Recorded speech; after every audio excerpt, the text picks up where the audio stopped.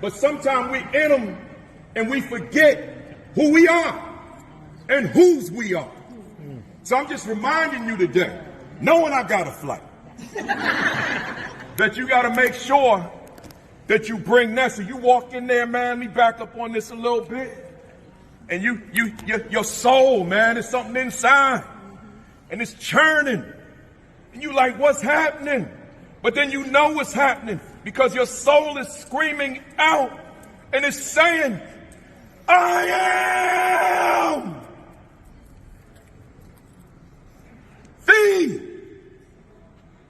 number one determinant of the success or failure of my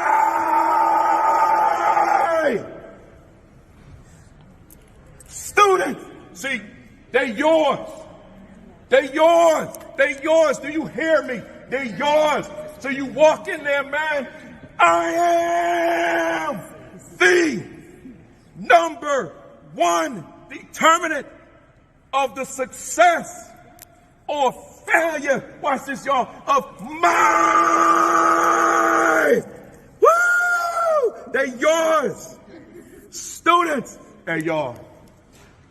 When you get back, kick some butt. And I'll see you in the winner's circle, celebrating your victory. Let's go, y'all. Let's go. Let's go.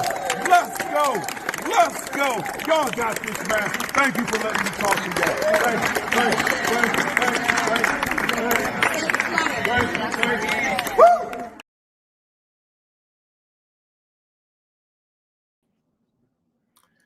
And we are live. Good morning. Good morning. Good morning. Good morning. Welcome to week 232. Can y'all believe that, man? This was supposed to be 18 weeks and I'm gone. 232 of the AP and New Principals Academy. Let me see who we got here. We got the good doctor right there at the top. We got Dr. Rachel Edo Eckett doing big things. She said, congratulations, Dr. Austin. She's down in Maryland. John Few is in the building, Chester, South Carolina. Constance Sherrod is in Pearl, Mississippi. AP Patrick Lawrence is in, where you at? Where you at? Connecticut. He said, good morning to myself and the queen of the castle. We got Grace Castaneda back in Kyle, Texas. We got Michael Benton, Cincinnati, Ohio. We got Rodney Richardson, Hampton, Virginia. Mona Obamolak is down in Orlando. Takesha High, Virginia. Robin Snowden is in Central California. Ronald Pugh, Cedar Hill, Texas. Yolanda McKinney out down there in Texas. If you didn't see my recent conversation with her, go to YouTube go to YouTube at the AP and New Principals Academy YouTube channel and check it out. About 2 weeks ago. We got Stephanie Spencer in the building. Let me see what she said because I see that hurricane on there. Here to get another to fill my cup so I can be ready to support my teachers when doors reopen after Hurricane Helene next week. God bless you, Stephanie, and hopefully everybody is okay. Devastating time. Chancellor Davis is in Las Vegas, Nevada. Where we at? Lysandra Brackens is in North Carolina. John Polignano is in Maryland. Greetings to you. What to do? Tell yourself. Let me see. He said, "What to do? Tell yourself after a tough. What do you tell yourself after a tough day?" Hey, man, John. I don't know if that question was for me or not, but I got an answer for you. I bet you, and I know my guest has an answer for you. What do you tell yourself after a tough day? Here's my answer: that tomorrow is coming. That's it. Tomorrow is coming. You get a reset. That's the beauty of life. We get a reset every day. Every day. Let's go. We got Rod Laws. He said Hotep and Haram out in North Carolina, Greenville, North Carolina. Somebody said, what's he talking about? Hotep, man, that's from ancient Kemet. What's Kemet? Well, it's Egypt. What the Greeks called it that. It's called Kemet, and it means peace. That's the way I greeted my students every day over the PA system, right? And when they approached me in the morning when I was welcoming them into the building. Say, Hotep, They say Hotep, Mr. Kafele, and then Harambe. That means we will pull together, man. And that's probably the most significant message that we could say as a country right now, as a nation. Matter of fact, as a world, we will pull together. You tell me, somebody put it in the chat right now. Tell me a more relevant message than Harambe. We will pull together, because we ain't together as a world right now. We ain't together as a country right now. We will pull together translates in English, and translates in Kiswahili. I can't even talk right. I'm speaking too fast. It means unity, translating into the English. Unity. Just, we need to unify. I ain't gonna do no political sermon here. I'm just saying, when I see that word Harambe, and I'm trying to say it like I'm from the continent. Harambe, right? Harambe, right? So we will pull together. As a country, we need to pull together. As a world, we need to pull together. What did Frankie Beverly say? I got the hat right here, but you can't really see it on the camera. But I decided I'm keeping my Frankie Beverly hat on my important bookshelf here. And Frankie Beverly said, "We are one." He said it. He said it in 1983 with that song, "We Are One." Right, here we go. We got Stacey Joy in the building. Los Angeles, California. I'm always happy to see when the West Coasters get up early and don't see it robbery to tune in. Appreciate you, Stacey. If you missed my interview with Stacey Joy, make sure you go back about maybe 5 weeks, something like that, and check that one out. Dr. Sonia Matthew is in the building. MBCT, Waldorf, Maryland. Good morning to you. John Herricks, Denton, Texas. Create and Educate, Dr. Sheikah Houston, Dr. Tammy Taylor in the building. Make sure you check them out every morning at 10:30, man. It's just every morning, every Saturday morning, Facebook Live, YouTube Live. You can check. Now, I don't know if they do YouTube Live or not, but they're on YouTube on their channel, Create and Educate. So check them out, right? Sean Hurt, 10 o'clock. Josh Tovar, Dr. Marty Moreno on Sunday at 7 o'clock. That's the Fantastic Four, the Saturday lineup, Super Saturdays. Here we go. I'm getting ready to shut it down. No, Howard Odom is here from Mapleton, Georgia. Rod Laws is here. North Carolina. Where we at? Dina Freeman, I see you. Queens, New York City. Otis Kitchen II down in Tampa. I see ya. That's Principal Otis Kitchen II. Lisa DeBose Walker is in Waco, Texas. Asia Burnett is in New Jersey. September Devon Vance also is in New Jersey. Raquel Rivas Dominguez is in Texas. And I'm getting ready to shut it down. I see Sean Hurt. He said, "Good morning, Brother Kafele," and "Good morning, Brother Sean Hurt." Dot McKeever Jeter, Calumet City, Illinois. I see you. Edwin Garcia, I see you. As he's out in Passaic, New Jersey. Melissa Jones Chunu, been rocking since the beginning. She said top of the morning down there in Tulsa, man, representing Black Wall Street. That's right, I said it. Lynette Wilson, North Carolina, the queen of the castle, man. Ooh, my palace. Y'all got to see this place, man. The queen is in the building. Nah, I don't live in no palace, y'all. Don't you even think that. No castle. I live in the Kafele world. That's all I'm gonna say. Right. So where we at? Solomon Bazooey. I'm getting ready to shut it down, y'all. Let me get one more. I see Arlette Johnson, the 2020, I think it's 23 assistant principal of the year. I think she's now acting principal. Good to see you, Arlette. If you missed my interview with her, go back about a year or so. We've been doing this 5 years. I can't keep up with it now, but she's on here. Dot McKeever Jeter is on here. She's one of my earlier guests, so make sure you check her out too. There's a lot of people, man. Jacqueline Harriet, I see you in the building. A lot of folks, a lot of y'all been on here. So just go back and check these interviews out because they're powerful. Sheikah and Tammy, Sean, Josh, Marty, everybody. But with that being said, y'all, let me formally greet everybody. I'm glad to see you with saying good morning. Greetings. Welcome to week 232 of the AP and New Principals Academy. Look here, y'all. I'm gonna say this for a little while longer, then I'm gonna stop saying it. But right now I'm still saying it. I can't bring that same energy no more, man, because doing all that yelling and screaming like you saw in the video that plays before I come on, those of you who were on that earlier, that stuff start messing with me, man. I'm gonna mess around and make myself sick. I am going to do it sometime live, but see, I always did it twice. I'm just going to start doing it once, right? Because right now my closing that I've been doing lately, it is not good, right? It's bad, right? Because I don't know anything else but what you see me. I am right. So I gotta come up with something, man. I gotta come up with something. So, but I do want you to know though, even though I'm not going to scream that I'm on fire, best believe I'm blazing right now. I'm on fire right now, but I'm not going to say it in a way that makes my head start sweating because that's what it does every Saturday, right? So we ain't going to do that. I'm just letting you know. But why would I even tell you that? Because I'm hoping that I can transfer my energy to everybody that's on this call right now, right? Everybody that's the hundreds of people who are on this call right now. I just want to transfer that fire onto you, right?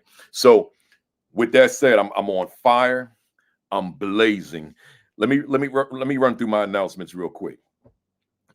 First, my shout outs on this October 5th Saturday morning. Shout out to Kings County Transforming Lives Conference. Oh man, we had a good time, man, under the leadership of Jessica Womack out in California this past week, man. Shout out to the conference. Shout out to her leadership. I hope I pronounced this right. Coweta County School District. I spoke to all the teachers and administrators yesterday, man. Shout out to them, man. Out in Noonan, Georgia. Shout out to Evans Middle School in particular, under the leadership of Principal Jessica Slayton. Great time with them in a separate session. Mighty strong Principal Jessica Slayton. So shout out to her, but also the principal of Noonan High School. Shout out to him, Gamal. Man, his name is escaping me, his last name right now. But you'll see him on my Facebook page. He's a guy standing next to me, making me look short, right? So shout out to Principal Gamal. His last name is escaping me for some reason. I didn't write it in my notes. And then shout out to the ASCD Climate Culture webinar that I did with my man, Principal Dr. Salome Thomas L. and Kwame Simmons. Man, we did this 3-person climate culture webinar with ASCD. You can go to the ASCD page to see it. But we brought the house down. Let me tell you how bad we brought it down. They asked us to do this thing live at the ASCD Leadership Summit in this month in October. They said this thing was so special. Can the 3 of you come together to summit? Now I had no plans on being there after my session, but I said to them, all right, if everybody can be there, I'll be there. In Nashville. So with that said, let me invite everybody to Nashville, the ASCD Leadership Summit. I will be doing a big session on what is my value instructionally to the teachers I supervise. So come on out there and be with us. But then if we get all of us together, we'll be doing a session that same day. That's the 18th, by the way. It's the 18th through the 20th of October. I'll be doing my session at about 10:30, I think, on the 18th. But if we pull this other thing together, then the 3 of us are going to come together and be on one stage and talk about climate and culture. So you don't want to miss that, right? You don't want to miss that. So go to ascd.org and register for the conference, the ASCD Leadership Conference. Make sure you register, and I'd love to see you in Nashville, Tennessee, the 18th through the 20th. I'll be there the 18th. Next, be sure to like and follow let me do that over. Be sure to subscribe to the AP and New Principles Academy YouTube channel. Once again, subscribe. One more time, subscribe. One more time, subscribe, and hit the notification bell to the AP and New Principles Academy YouTube channel. We have 22,600 subscribers right now, so I'm elated by that. But I still got that big time goal of 100,000, right? So make sure that you subscribe, folks. Also, like and follow the AP and New Principles Academy Facebook page, and be on the lookout, y'all. Y'all be sleeping on that. I write a little short commentary on leadership every Sunday morning, right? Not later than 10 o'clock. So make sure that you like and follow that Facebook page, AP and New Principles Academy. This is not just the Saturday broadcast. It's also the Sunday morning written commentary. So it's a 2-parter for the weekend. So again, like and follow the Facebook page, AP and New Principles Academy. Make sure that you go to Amazon and get yourself a copy of the Assistant Principal 50. Then while you're there, get the Assistant Principal Identity. Then while you're there, if you're an aspiring leader, get the get the aspiring Principal 50. Or if you're not aspiring, but you have people on your staff who are, maybe you might want to get them this book. Then while you're there, get the Principal 50. And then while you're there, get Is My School a Better School Because I Lead It? But I got something else for y'all. Check this out. Y'all. Check this out. Bam! Oh, man. I reached out to my man last night. He's my fam, Alonzo Wright. I said, yo, man, make me a overlay so I could put this on the screen. Look, yo, I got a guest here. We got the big time guest at that, but I got to holler first, man. Listen, I got to put up my hands like this and say thank you, because a whole lot of y'all have pre-ordered this book. What is my value instructionally to the teachers I supervise, man? I gotta say thank you.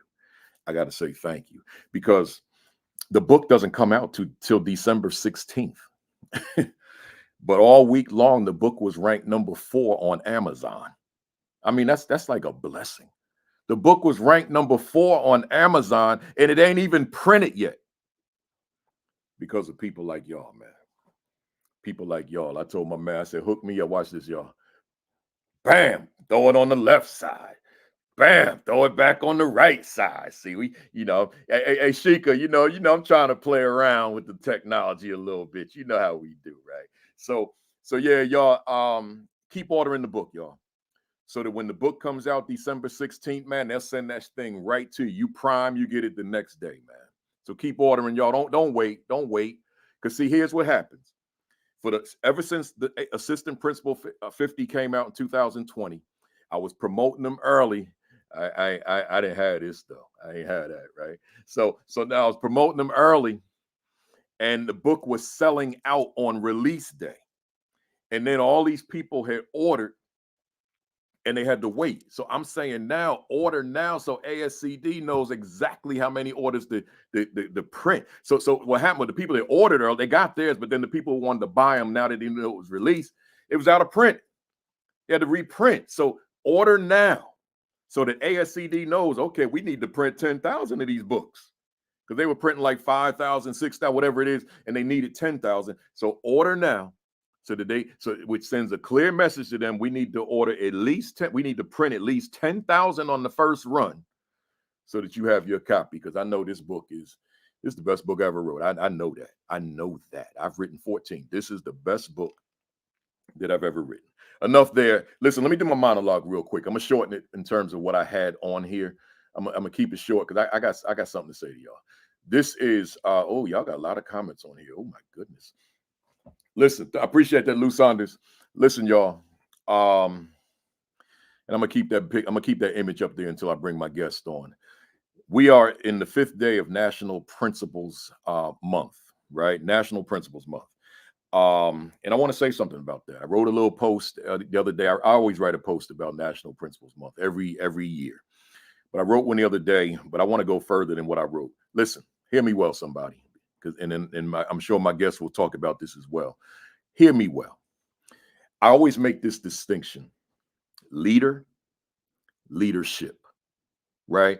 They coincide, but I make the distinction. The leader is you. The leadership is much more encompassing, right? But the leader, and I want to just encourage somebody today. When we talk about the leader, we're talking about the individual. We're talking about you that's looking at your screen right now. So I'm saying, therefore, hear me out. Write this down if need be. Let me take this off of here. I don't want to look at that book cover right now, right? So so all I want to see is you, right? So now I got to figure out where it is. Here it is. Okay. Now listen. Your mental health matters. We're not talking about your leadership. We're talking about the leader. Your mental health matters, so don't take it lightly. But that's not all that matters. Your physical health matters. If you're not taking care of you, if you're not getting in the exercise, the cardio work in particular, if you're relying, like lady said to me yesterday, I did 13,000 steps. Okay, that's good. She's talking about just walking the building. She might be on here right now, so I'm not criticizing it. But what I am saying, that is not sustained exercise. That's just your walking. That's not a bad thing. Don't get me wrong. But it does not measure up to 20 minutes, 30 minutes on a treadmill. Don't kid yourself. Walking your building all day does not measure up to 30 minutes, 20 minutes on a treadmill, right? So make sure that your physical health, some of you will go further with the weight training and all the other calisthenics and exercise that you can do. Fine, get it in. But your physical health matters if you're going to sustain yourself in this thing called principal leadership or even AP leadership. But there's another one I want to give you, your spiritual health. I'm not going to get deep into that because I know different faiths are on here, but I will say this. Whatever your faith, whomever your God, that matters, right? Just you being spiritually stable in what you do, that to the extent that it guides you, it drives you, it leads you, it pushes you in the work that you do. So you got to be grounded there. So your mental health, your physical health, your spiritual health, and I can throw emotional health along with mental health. But here's another piece, your professional growth and development. We're talking about the leader. Are you growing professionally? Are you still relying on what you got during grad school? Have you read beyond that? Have you studied beyond that? Have you researched beyond that? Or you just riding the graduate school wave all the way to retirement, right? You got to make sure that you are growing. How often? Daily. Grow. But your growth is not just through reading. Your growth also can be just keeping your eyes and your ears open, right? So you're learning by way of just the stimuli that's before you, but you got to be conscious of it, deliberate of it, not just it's there. No, take it in very deliberately, so that within the next 24 hours, you have grown. You have grown. So your professional growth and development toward your professional learning, it matters. But here's the big one. Those are big. But here's a big one. Your life away from the school and the work.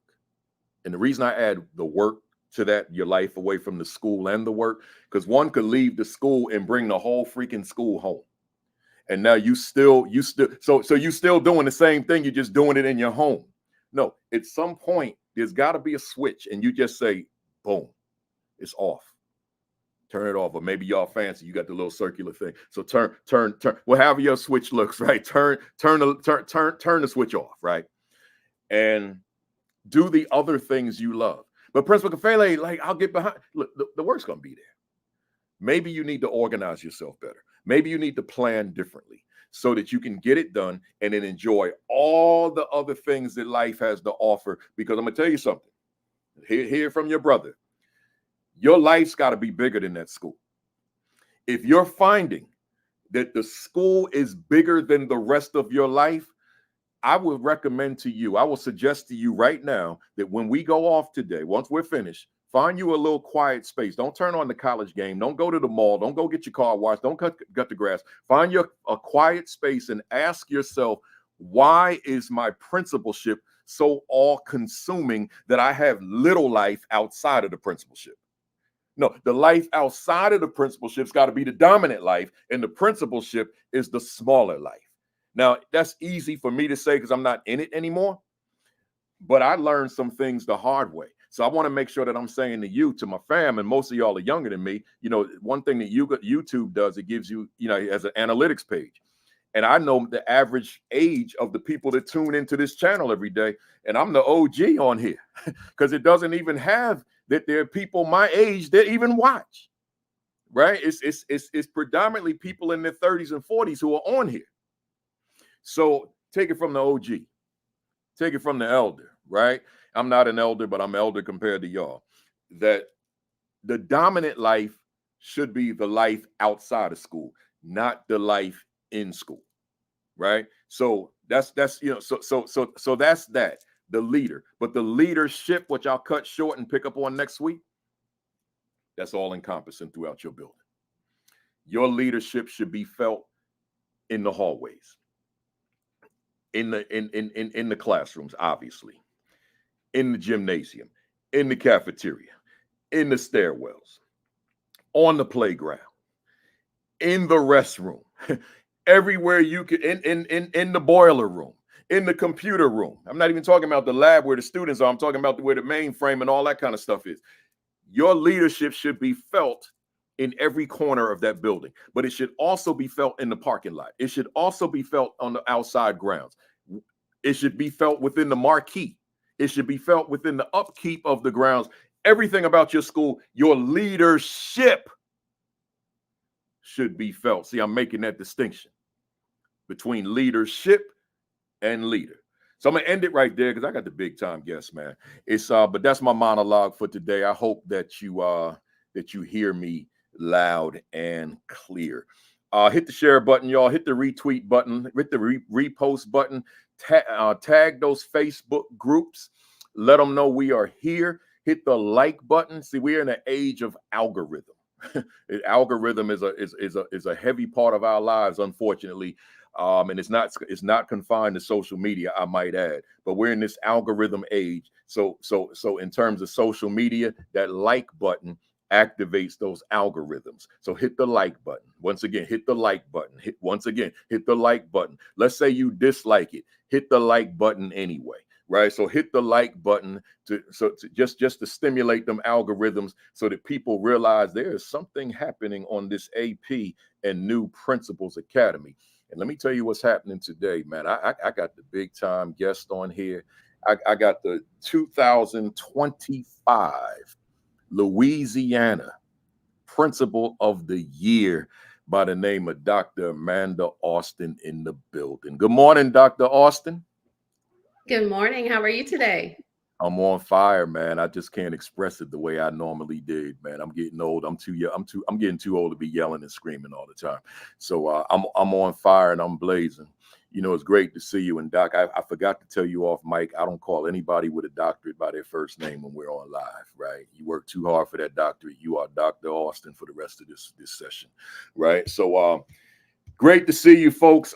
We are here live and we're ready to jump in. So again, hit the share, hit the retweet, let them know. Matter of fact, I should say welcome Dr. Austin here, but you've already been doing it. And I appreciate that. So let me tell you who she is.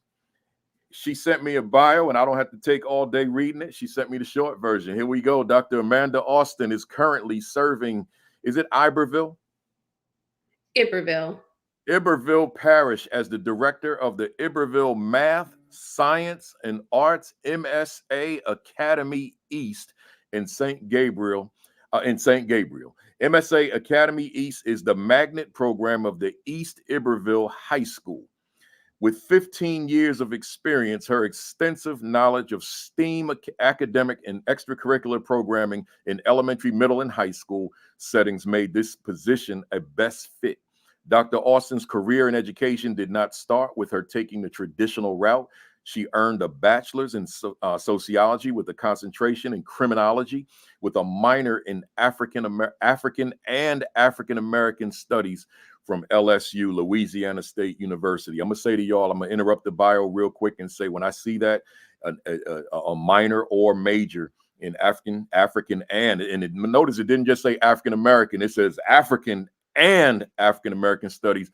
I'm jealous, and I'm just going to say that I'm jealous, y'all, because everything I know relative to African and African American studies is just me reading independent books. All these books here, over there, downstairs, all these books, but I never had the opportunity of being in a class or in a program. So but I'm jealous. Let's go. Where are we at? I lost my place, man, but we gonna find it. Just gotta find that A word. There it is. Alternative teaching certification and a Master of Arts in teaching from Louisiana College, as well as gained an endorsement for educational leadership from McNeese State University. She also pursued a doctorate of education degree in educational leadership from Lamar University. One of Dr. Austin's proudest professional achievements was being selected as the principal to reopen North Iberville High School after the school had been shuttered for over a decade. With community support, input from district leadership, and full hiring autonomy. Ooh, let me say that again. Full hiring autonomy. NIHS is thriving as a thriving traditional school from a STEM magnet program. With her recent participation in the Louisiana Superintendent's Academy, an exception into ASCD's Champion in Education cohort, Dr. Austin continuously strives to grow as an instructional leader and expects to lead her school to meet or exceed each student's individual growth target. Through teamwork with all stakeholders, she believes that all students can and will succeed. Big time, big time. Hey, y'all, we ready. Hit the share button, hit the retweet button. Let them know we are ready. We are ready. Doc, my first question is really the obvious question. 2025 Louisiana Principal of the Year. How does that feel? I think I'm still trying to process it, honestly. This is the work that I do on an everyday basis. I wasn't looking for recognition. It definitely came out of nowhere. Um, my superintendent told me to plan a program, and he said, "Hey, I'm gonna need you to plan an assembly." It was in December, so he said, "We're gonna unveil your school score," and we're in a school, and so I said, "Sure, we'll plan a program." So we planned a program. Our band, our dance, our theater departments all they performed, and then my superintendent got on the mic and he said, he did a couple words, and I was kind of shaking my head thinking, where's the banner? And then, he announced that I was the Iberville at that time, Principal of the Year. My friends and family came out. Then the ugly tears started flowing. But it wasn't something that I ever thought would happen. I do this job, and not just a job, I do this work because I'm supposed to, and it's for kids. And that's my purpose, is to make sure that wherever I am planted, that I grow it. And when I leave those seeds of impact for the next, school leader to pick up the baton. Love it. Love it. Being Principal of the Year,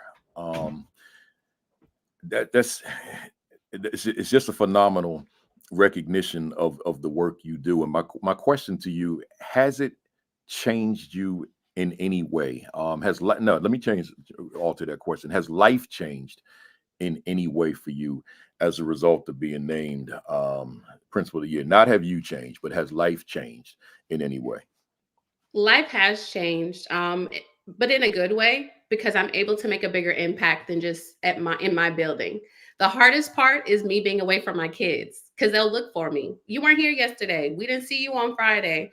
And so to not be there, but to let the kids know that, I love that you love me, but I want every child in Louisiana to love their principal, to know their names, to be able to go into their office, not because they're in trouble, but because they have a personal relationship. Because we know when kids have a relationship with individuals, they're going to work that much harder to meet those expectations. And whenever those expectations aren't met, it's not always punitive, but it's more of it's a coaching conversation. It's what could we have done right?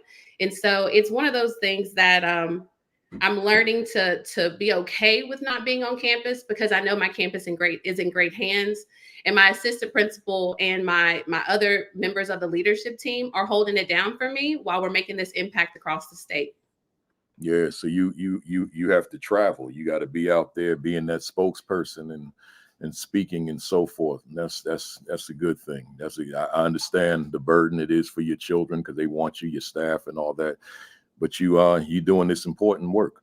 Talk to us, therefore, about the pressures and the demands that accompany being the state Principal of the Year.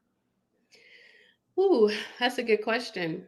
So maybe 2 weeks ago, I was able to host aspiring principals in the state of Louisiana on my campus for 2 days. And so, I was able to talk to them about my story and share, leadership, or my journey in leadership hasn't always been easy.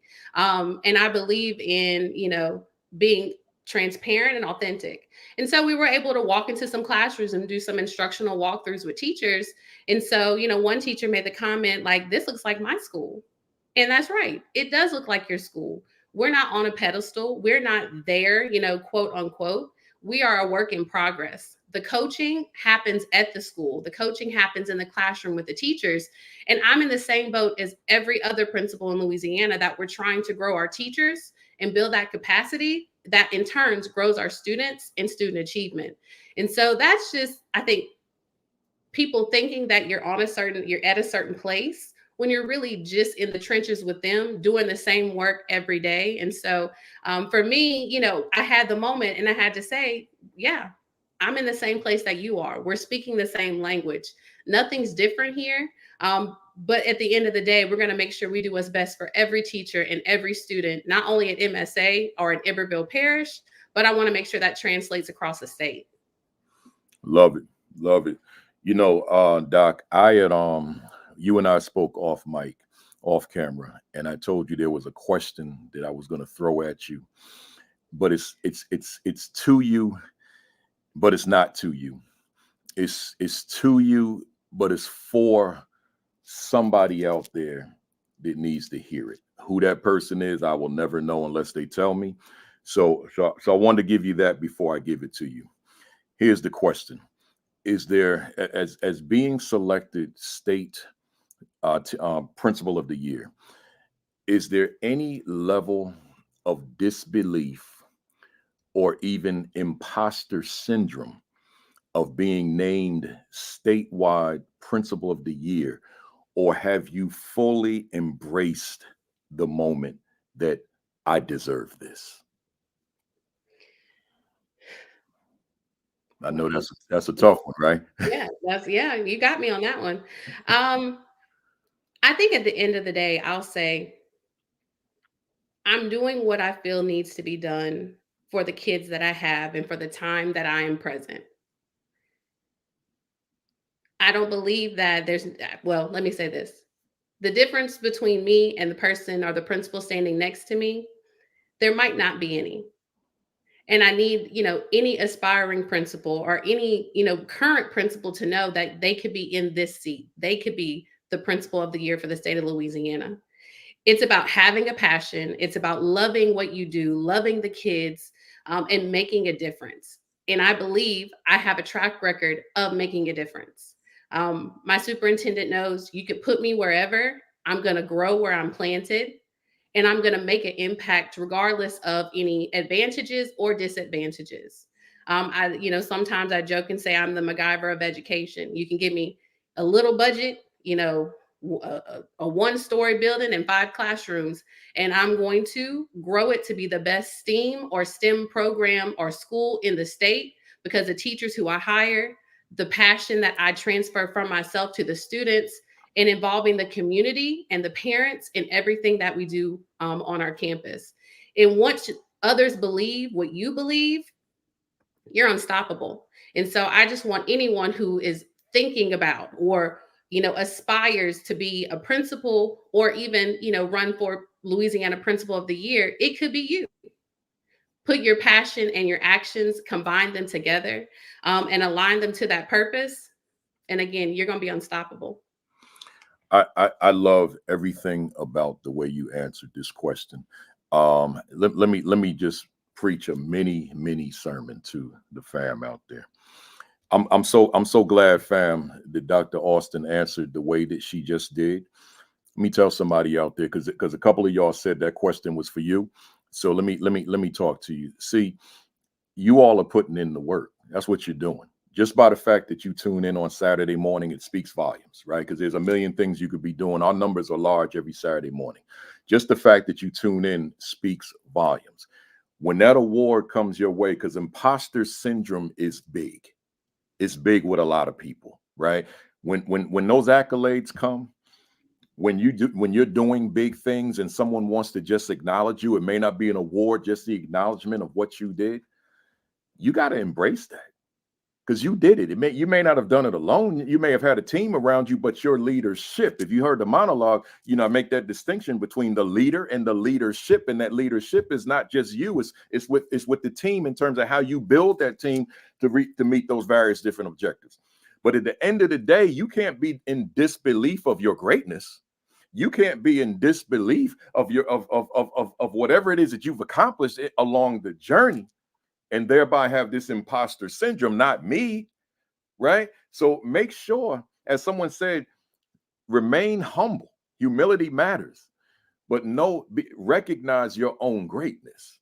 Recognize your worth, your value, who you are, what you bring to the table. Recognize that. Don't run away from that. So I'm gonna stop there because my guest, I told Dr. Austin, I was on that flight last night, and man, that pen started going, man.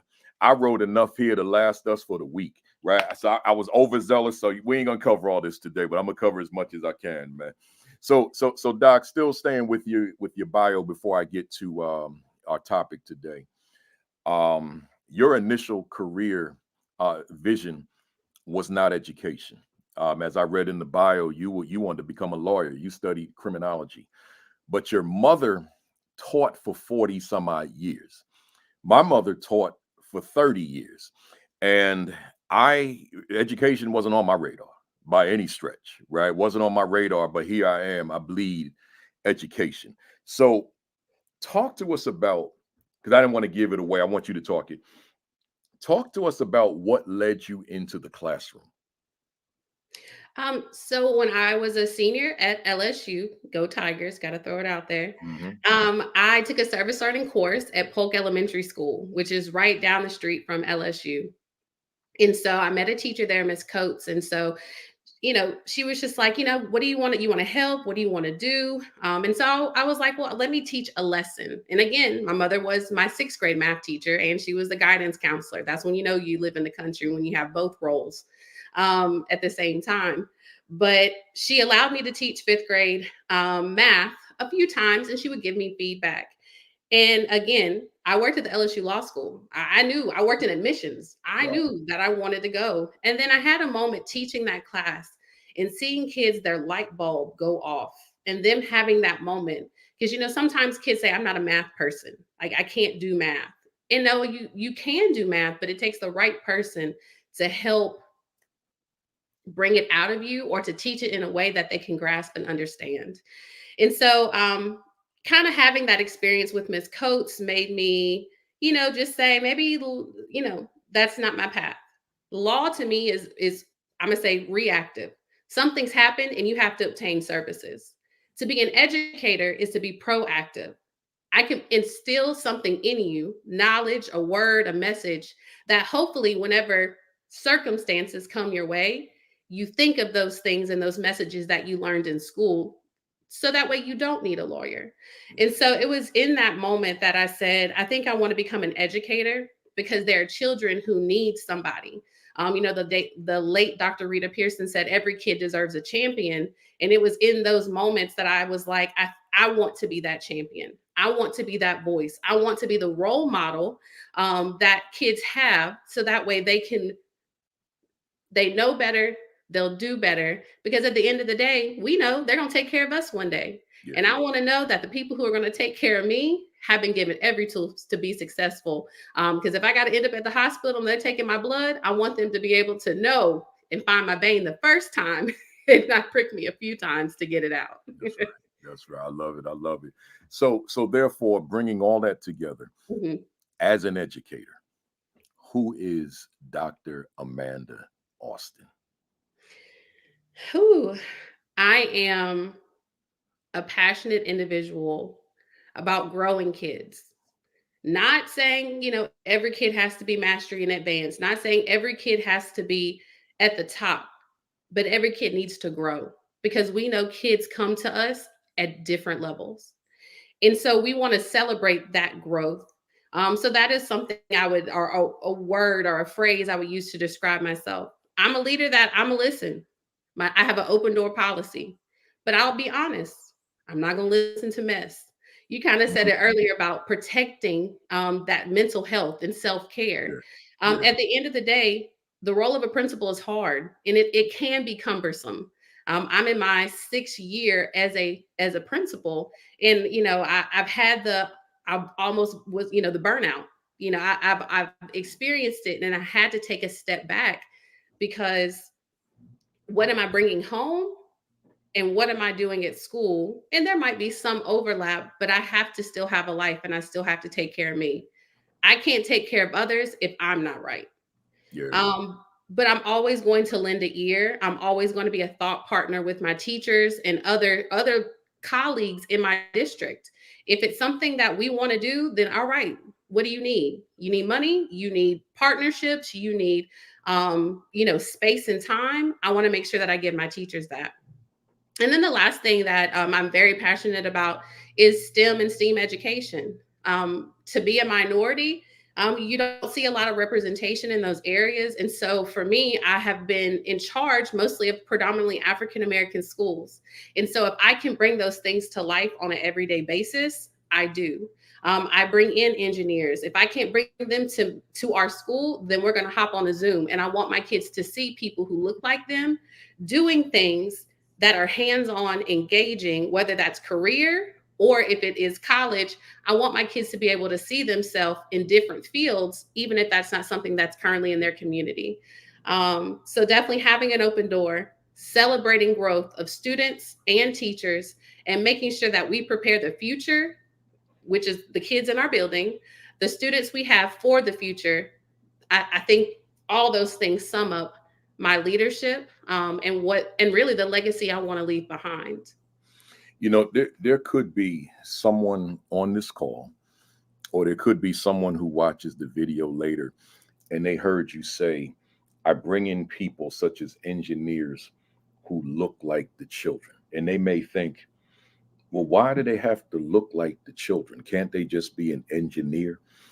Talk, and this is the teacher in me now, as far as the folks out here, the fam being my students, right? With me being the OG on here, right? Why would the guest, why your emphasis on the guest looking like the students? Why does that matter? Until my mom was my sixth grade teacher and school counselor, I did not have anyone who ever looked like me in school. Didn't stop me from having friends. It didn't stop me from experiencing and enjoying my academic life. But to see someone that looks like me, that's reflective of me in a mirror, is important, because kids need to know that I don't have to be a rapper on TV. I don't have to be a hot girl, that you see on social media. That I see people who are respectable, working, and handling their business in a way that, again, they may or may not see in their communities, is important. Because at the end of the day, I'm charged with growing students to be successful citizens of society. And if they don't know what society looks like, then I have to bring that into my school, either in person or virtually. But they need to know what society looks like, because sometimes their point of view may be limited. Mm. I it always warms my soul when someone comes up to me from an audience and they'll say, a male, and I'm talking about a black male, and they'll say, I needed to see you, because in seeing you, it made me further understand what I'm capable of doing. So I don't take that lightly. But then me as a principal, I'm bringing in a wealth of people that look like my students to increase the probability that they can make that connection, because I see me as I see you. So I appreciate you sharing that with us. You had some struggles in your year one as a teacher, but you also had certain support, which I'm not going to talk about. I want to give that to you to talk about, that got you through. So let me just say this first before I go to you, fam out there. There are teachers in your building, I have to assume, or teachers that you know of, first year teachers, who are struggling. That's a no-brainer. We're going to have our struggles in this business. But what kind of supports are in place for that struggling first year teacher? Even that superstar first year teacher even needs supports. But here you, Doc, you had certain struggles in your first year, but there were certain supports that got you through it. Talk to us about who those supports were and how they got you through that first year as a brand new teacher 15 years ago. Definitely. So, again, my journey has not always been conventional or traditional. So I started off working on my certification. So I was an uncertified teacher my first year, fresh out of college. And so I was hired to teach fourth grade science and social studies. And, you get the manuals. And so you kind of read them, but you don't know, I don't have any sauce to how I'm going to teach just yet. I just have what is straight up on the page. And one of the first conversations I had with my first principal at that time, Mr. John Spikes, he told me, I could help you learn how to teach. But you need to learn classroom management. That's the first thing. If you have their attention and if you form those relationships, kids are going to do anything that you need them to do. And so I said, okay, so, Harry Wong's first day of schools, I'm flipping through the pages, making sure, if I had 26 kids, I had 26 jobs for them to do, from catching bugs to sharpening pencils to passing out erasers. Everybody has something. But again, I wanted to make sure what I'm teaching are the kids grasping. And so it would be funny. It's funny now, probably wasn't funny then, but anytime I needed my principal or my assistant principal, Miss Sharon Hardy, I went and found them. My philosophy and how I grew up, closed mouths don't get fed. If you need something, you have to say something, because no one is a mind reader. And so if I needed something, I pop up in his office. I knew, if at certain times of the day, oh, he's going to be coming out the teacher's lounge. So I'd wait for him outside the teacher's lounge at the door, and I'd have my list of questions. And he was always patient, and he answered me. He didn't brush me off. He listened. And if he didn't have the time, then he made sure that the counselor, again, the assistant principal, somebody was able to follow up with me, so I wasn't on an island by myself.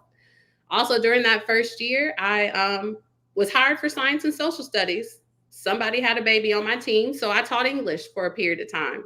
She came back, another one had emergency surgery, so I also taught math for a period of time. So when I say I was, learned the hard way, I learned the hard way, but it's because I had that support that I was able to, at some point, teach 4 different, subject areas my first year. But I never felt alone. I always had someone who I could go to, and it's because of their support that I was able to make it through my first year.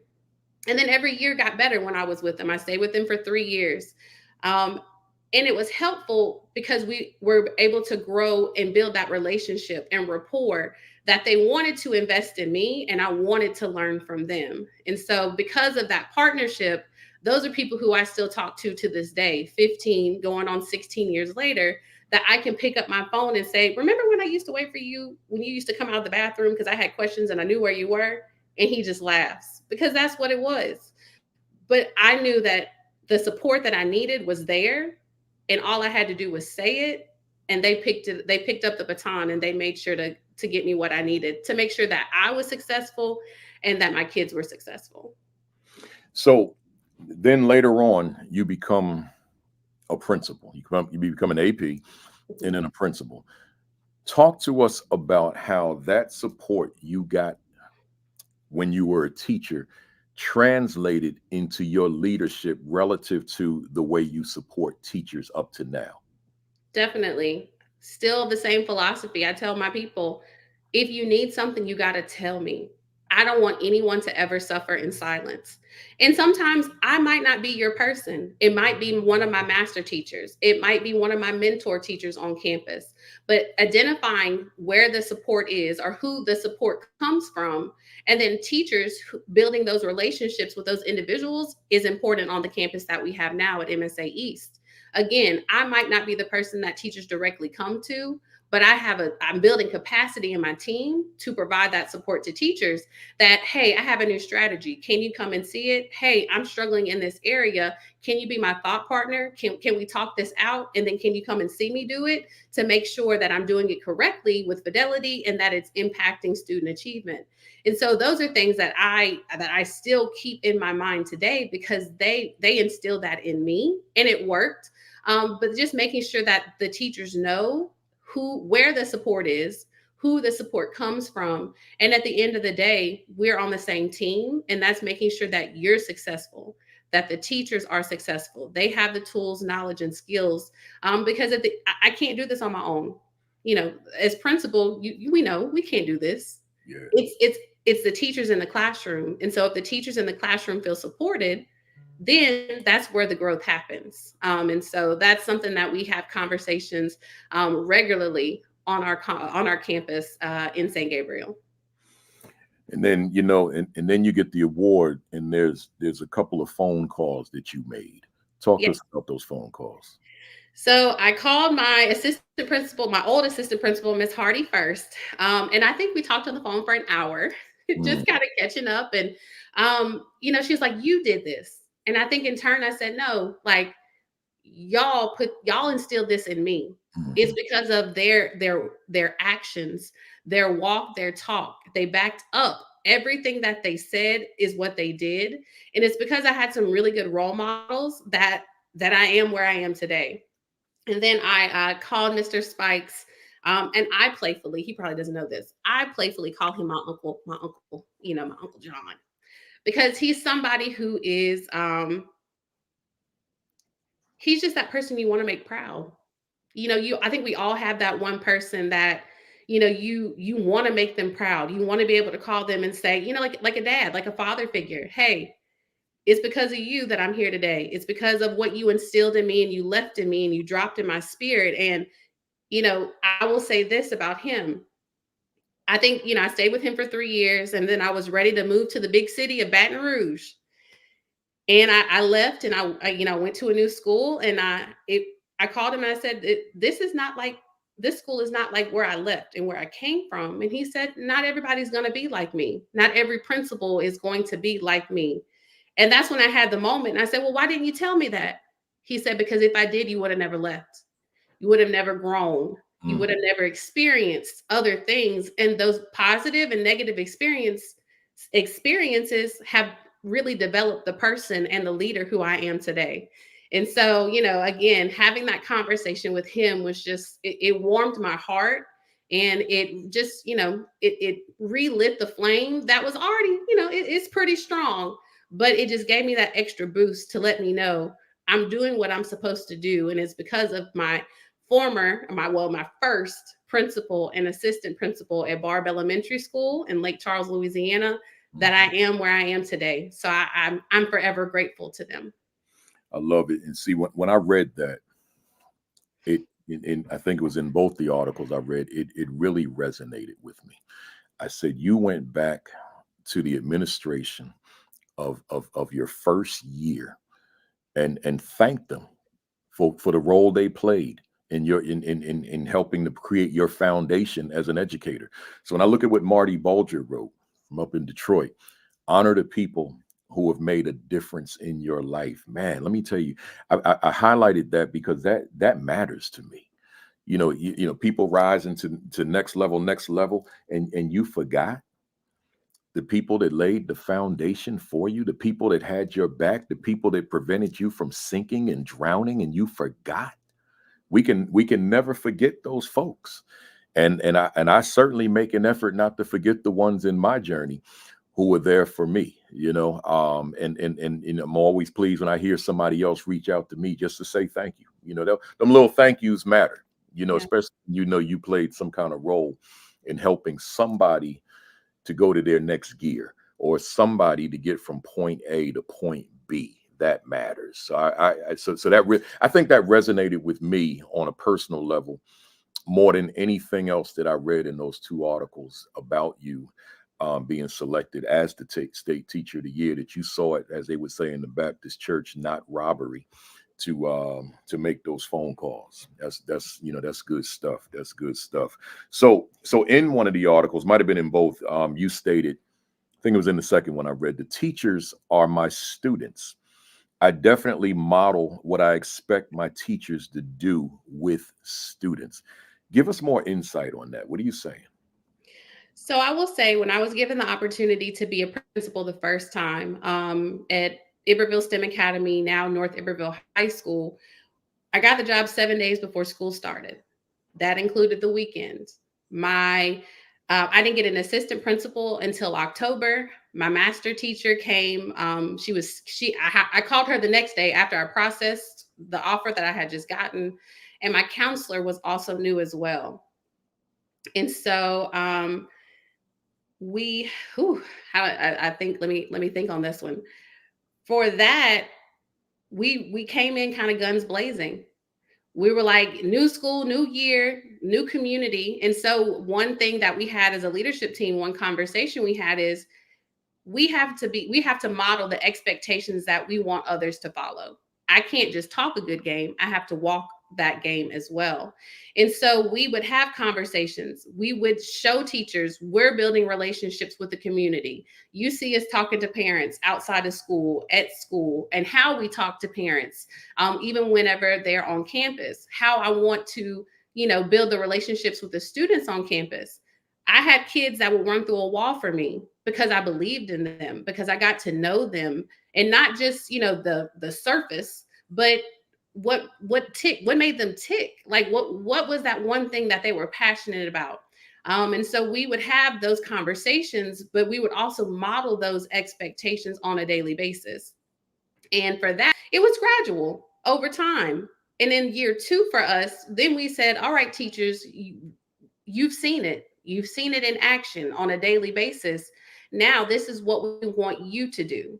So, again, we modeled it, but we want to transfer that power and empower our teachers to build those same meaningful relationships with kids. And it worked. North Iberville High School is still a thriving high school. And they are that's always going to be my heart. That's where I first got my feet wet to say, as a school leader. And they, those teachers really, they grew me. They challenged me. Again, you could, go to graduate school, you could do a course on leadership, but nothing replaces being the boots on the ground. Sometimes there's no books or chapters that can help you and prepare you for being a school leader in a small rural community with, little to no internet access, with that's impoverished. Like there's books can't do what you do on an everyday basis. And so it's for that, and the individuals that I was with, the team that we had at North Iberville High School, that we were able to really transform a community. Then again, the superintendent, he challenged, personally challenged me to do the same thing on the other side, on the east side of the parish. And it's the same thing. We modeled those expectations. I know my teachers and my students are the greatest walking billboards that I have. It's their voice, it's their words that really have grown the campus. So from our first to second year at MSA East, we've grown by over 40 students. And we're excited for that growth.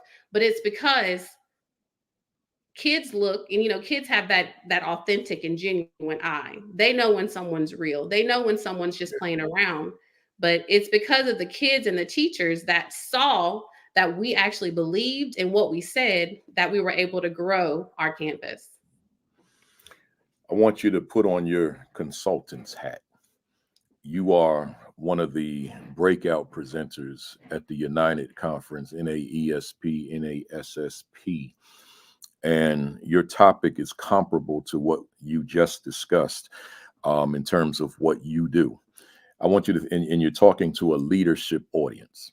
So talk to, not so much now what you've done. I want you to be consultant and talk to the fam out there who's watching live or who will see this video later. What is it that they need to, what does that look like to model for your teachers without using you as an example now? All right, challenge. One, it's about figuring out what the goal is. What is the end result that you want to pursue? Once you have that, the end in, beginning with the end in mind, once you know what your goal is, which should be student achievement, then we're going to work backward to make sure that we meet that goal. And that's from looking at facilities, looking at budget, looking at instructional practices, curriculum and materials. Do all the smaller steps, do they align to reach that bigger goal? My team now, they laugh at me because I love to draw, but I don't know. I'm not an artist. It's real, sticks and stones. It's real, it's bad. But I think of it as an umbrella. What is covering us? That end goal should be what's covering us. And everything that we do should align and fall under this umbrella.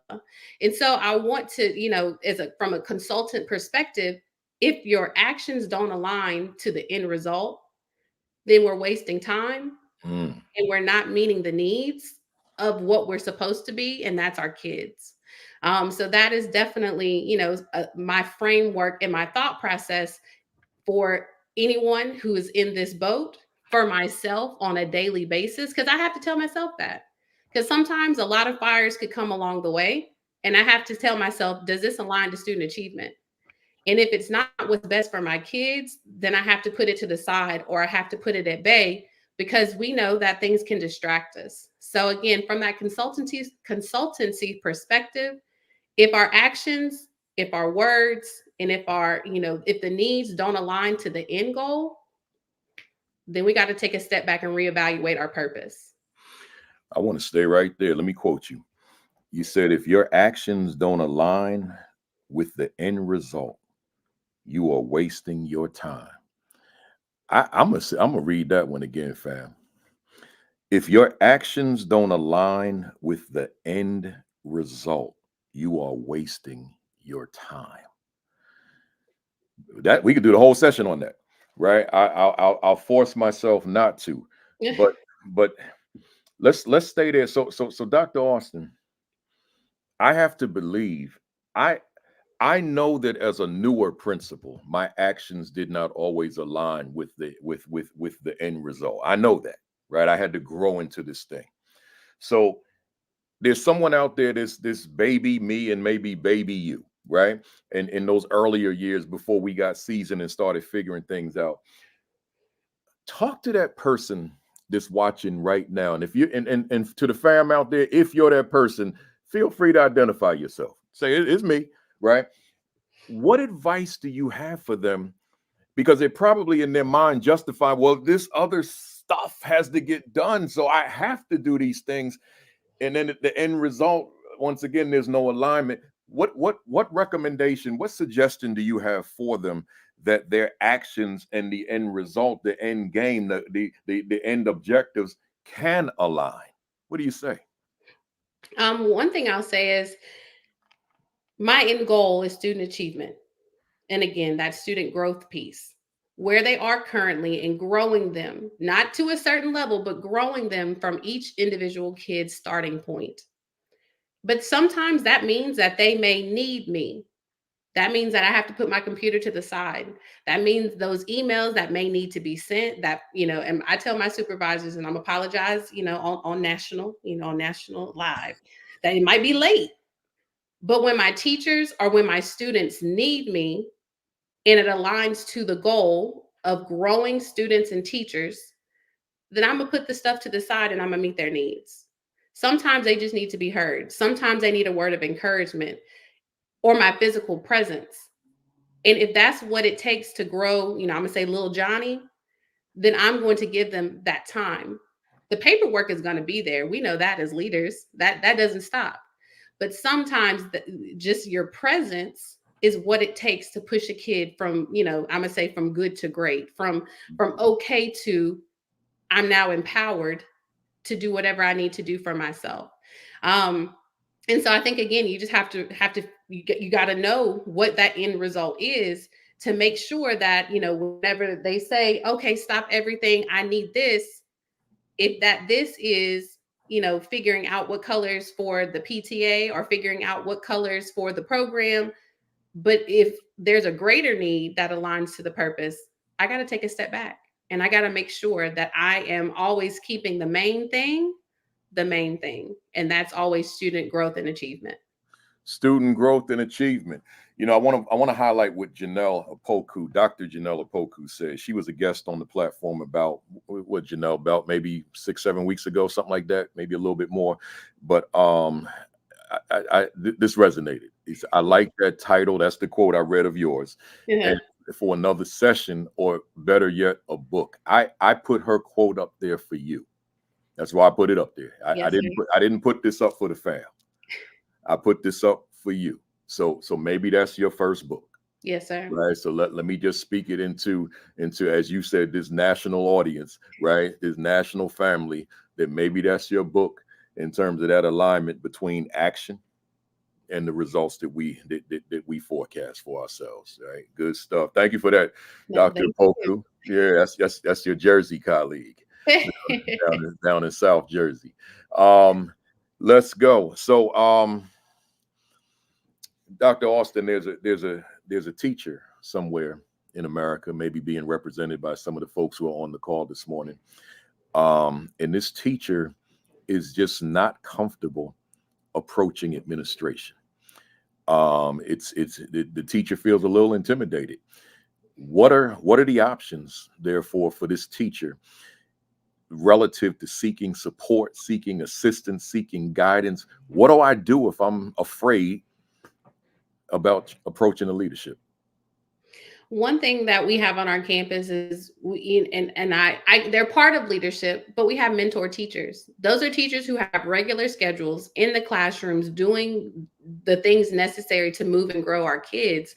And so for me, if it's not me, if it's not my AP, if it's not one of the master teachers who are removed from the classroom, then we have mentor teachers on campus that do the same work as them that they can go to. Oh, I don't like the schedule, or this is not, that's somebody who, I don't want to say commiserate with, but it's someone who they could share, bounce ideas off of. And I'm gonna be honest, we hand select those mentor teachers for their positive attitudes, for their can-do mentality. And I don't want yes men around me. I want people who are going to tell me, that's not working. We got to do something different. Tell me that, so that way I can grow. You mentioned it earlier about professional growth and development. I'm not done. I want to continue to grow because I bring those things back. Again, I'm big about building capacity in others. I'm not always going to be here. And so how can I make sure that I impart knowledge, wisdom, skills, and opportunities for growth in others, so that way I can pass the baton, but they can pick it up and they can run with it. We're not saying, guess we'll wait till she comes back. No. If you have the vision, the insight, and the passion for it, then I want to make sure that they can do it. And we have some mentor teachers on our campus who are phenomenal. And they're the ones who are they're part of those boots on the ground. I got one on my elementary side. I got one on my middle high school side, because I'm a pre-K through 12th. I have a pre-K through 12th grade campus, and they are there and they know what's happening. They're in the hallways. They're in the teacher's lounge. But they're that means of support for teachers. But then at the same time, they know that we have that relationship, that if something needs to be fixed or addressed, that they can bring it to me, and that we're going to create positive changes based on that feedback. Wow, a pre-K through 12 campus. So at best, you've only seen your pre-K make it to, I guess, about grade 7? No. This is only my second year at MSA East. So I'm in the infancy in my leadership at this new school. So I've only been there. This is my second year. So it has been phenomenal to hear. Last year's graduating class was the first class of students that had been at the school since pre-K. So when you want to say getting feedback, seniors in high school, they're a little different. And so whenever I asked those kids last year, hey, what do you want to change? You've been here the longest. This was your campus. Those were kids that were able to tell me things that they felt needed to be changed, because they had been there 12, 13 years. Yeah. And so that was some real feedback in my first year at MSA East. But again, I want teachers, and I really want my kids to feel like this is their campus. I want to make the changes for them. I want to empower them on an everyday basis to take control of learning and their environment. And I will say that they do just that. And I receive it. You talked about the teacher who may just not be comfortable with approaching administration, but there are other people that they can approach. I want to look at it from another angle now. Is there a place in terms of the leadership? And this is not a Dr. Austin question in terms of you. This is consultant Austin again. Is there a place for the leadership to hold up the mirror? Like, in other words, why is teacher A intimidated by me? Right? If so, talk to us about that part. Yeah. Have I not created an environment that teachers feel they can come to us, and what can I do to remove barriers? Is it, my lack of presence? Is it, sometimes people don't want to go to the front office. Like, am I making sure that my environment is conducive for teachers to grow and to reflect? And that's one thing that we're working on now is reflection, not only as a leadership team, but building that capacity within our teachers to reflect as well.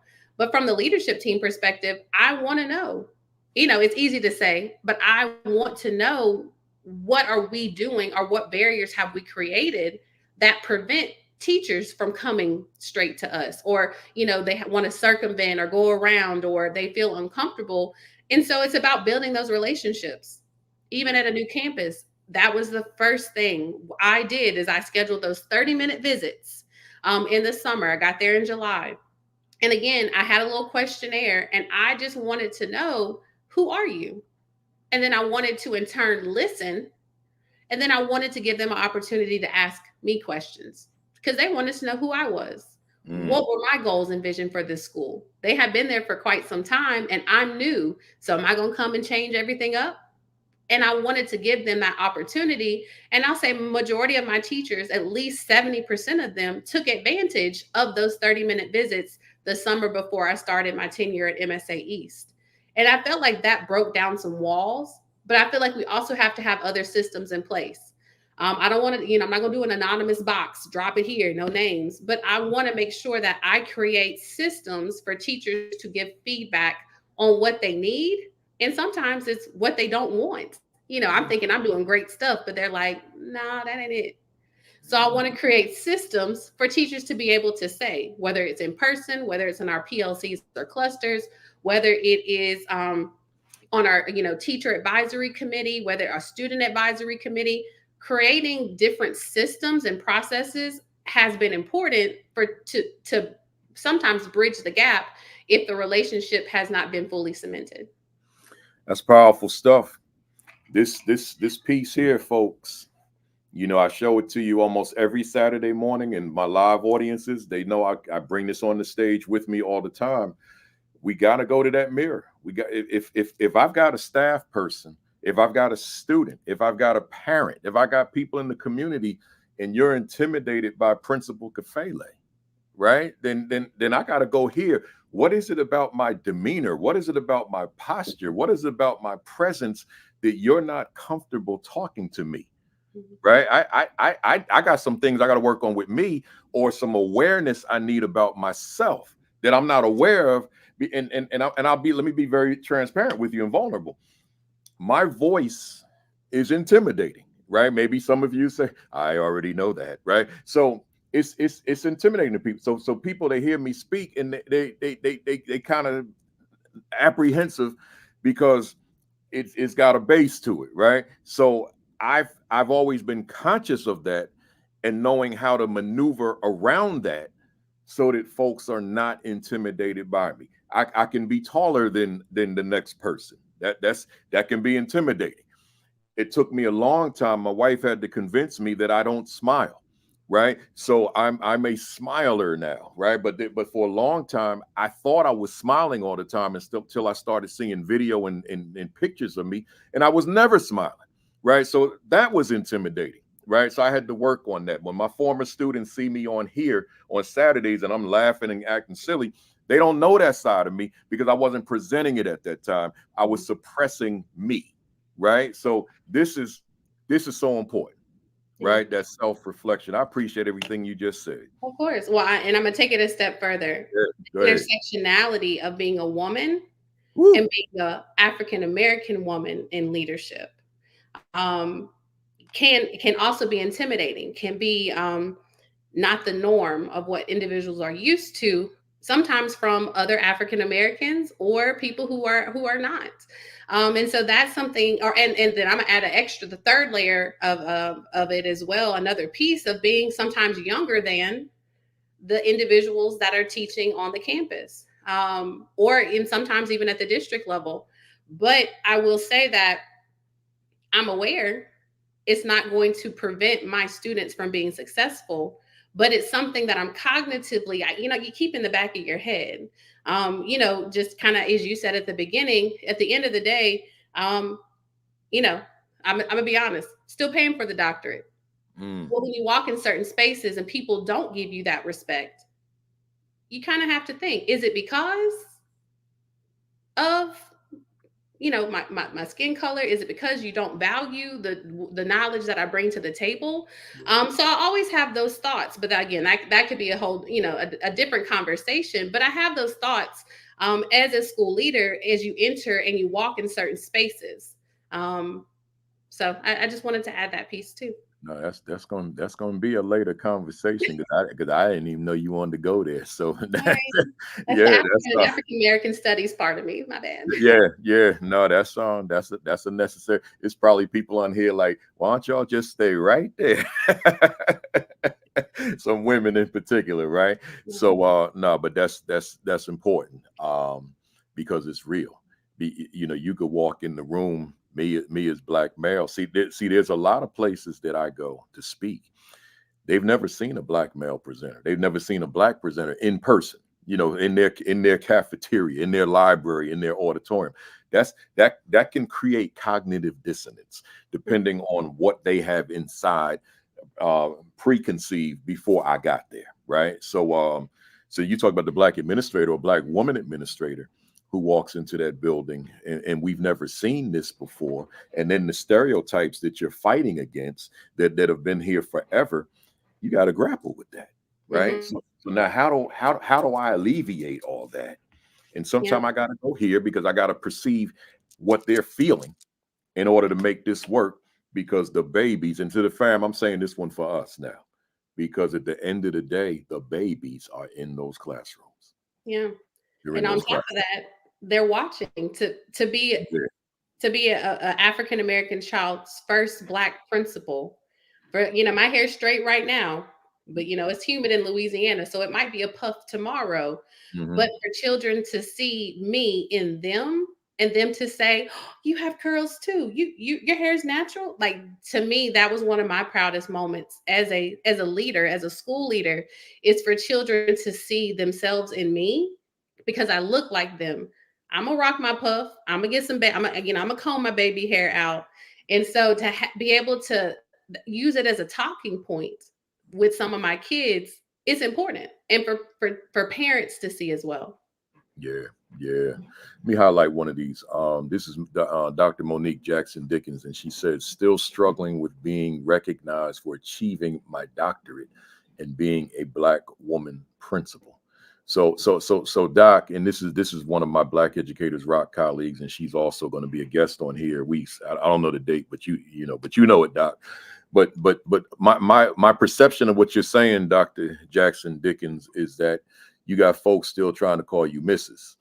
And knowing that you have that doctorate, right? And that's why I model that on this platform every Saturday when I have someone on with a doctorate. I tell them I'm not going to call you by your first name.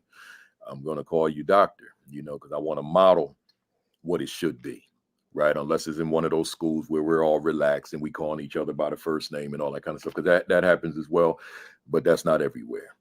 Good stuff. Let me keep going.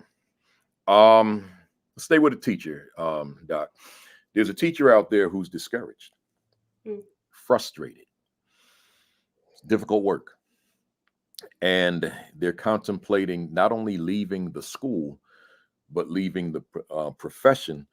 However, the leader, and you can answer this however you want, either Dr. Austin or or Consultant Austin. But the leader sees the potential in this teacher, sees greatness in this teacher that this teacher does not see in self because of real-time challenges. My question to you for our fam out here: how do you approach this teacher to hang in there and subsequently be this support for this teacher to help this teacher to grow? Um, I'm gonna put my principal hat on. Okay. Sometimes you have to show them their data. Sometimes you have to remind them that you are growing and moving students. Look, Johnny came to you on a 477 in Dibbles, and now they're at a 772, making up numbers. But Mhm. they got to see it. Sometimes the numbers will validate the hard work that they put in, so they have to see it, and we have to go back to the data. On top of that, it's important just to have real conversations. I see you struggling. I tell people, I have told people, and will continue to, don't stay too late. We talk about that work home balance. Sometimes you have to make sure that you are taken care of personally.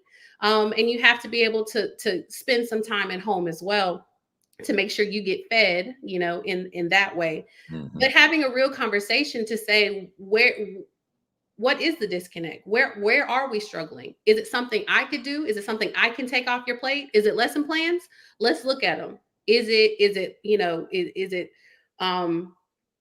you want to do more activities or more engaging, or a disconnect in management? I want to have those conversations with that teacher in order to figure out the root cause. Root cause analysis.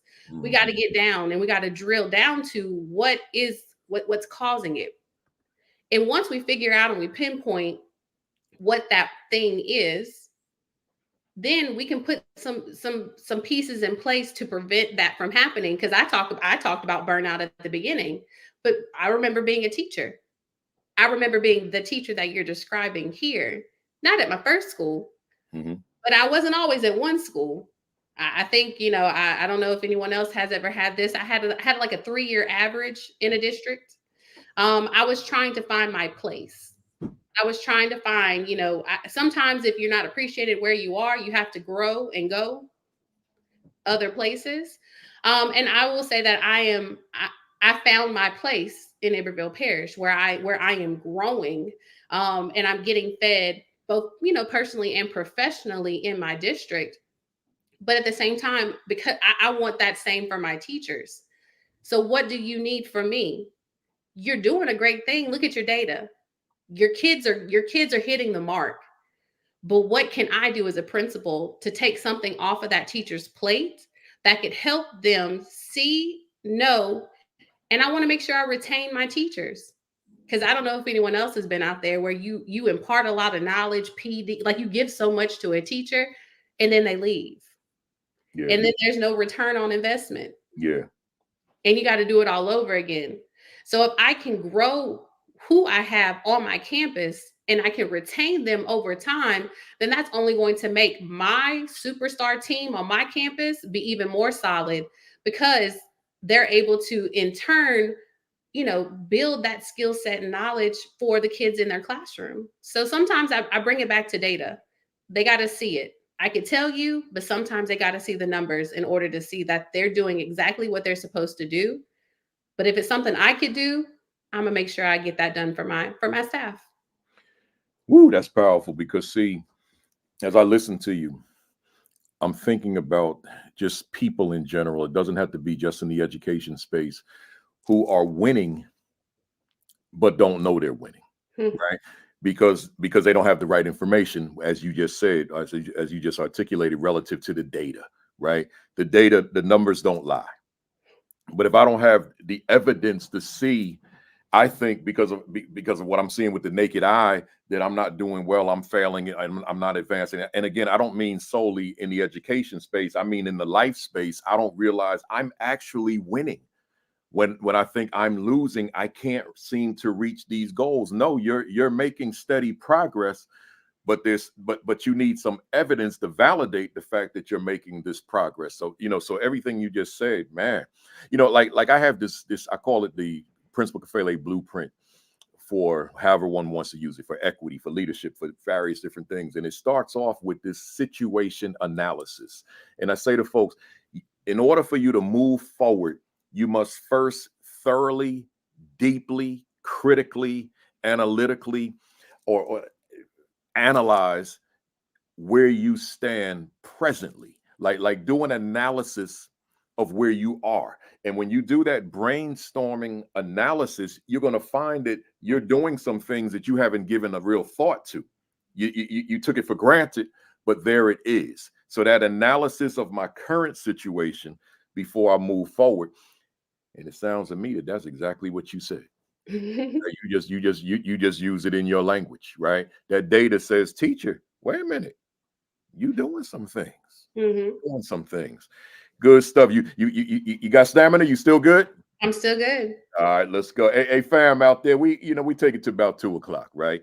So tell somebody we are here. Let them know we're here. Hit the repeat button, the repost button, the share button. Tag them Facebook groups. Tag your friend. Text your friend, your colleagues. Let them know we are here. We are live.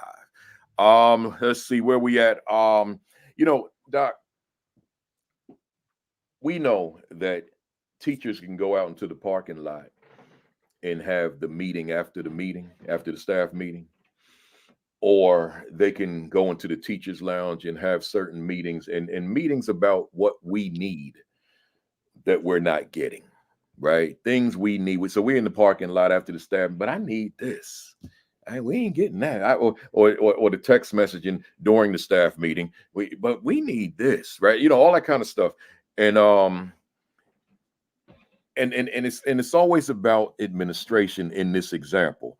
That we just, if administration would do this or provide us with that, then we could do our job so much more effectively.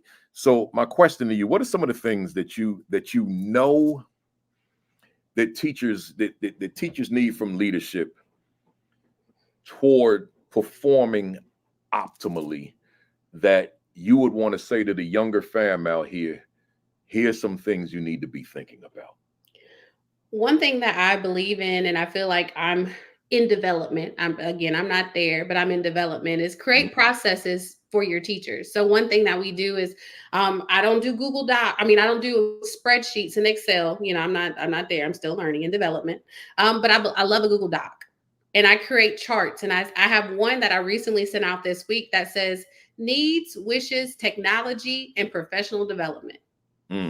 Teachers are able to type whatever it is that they want to type, that they feel that they need for their classes to be successful.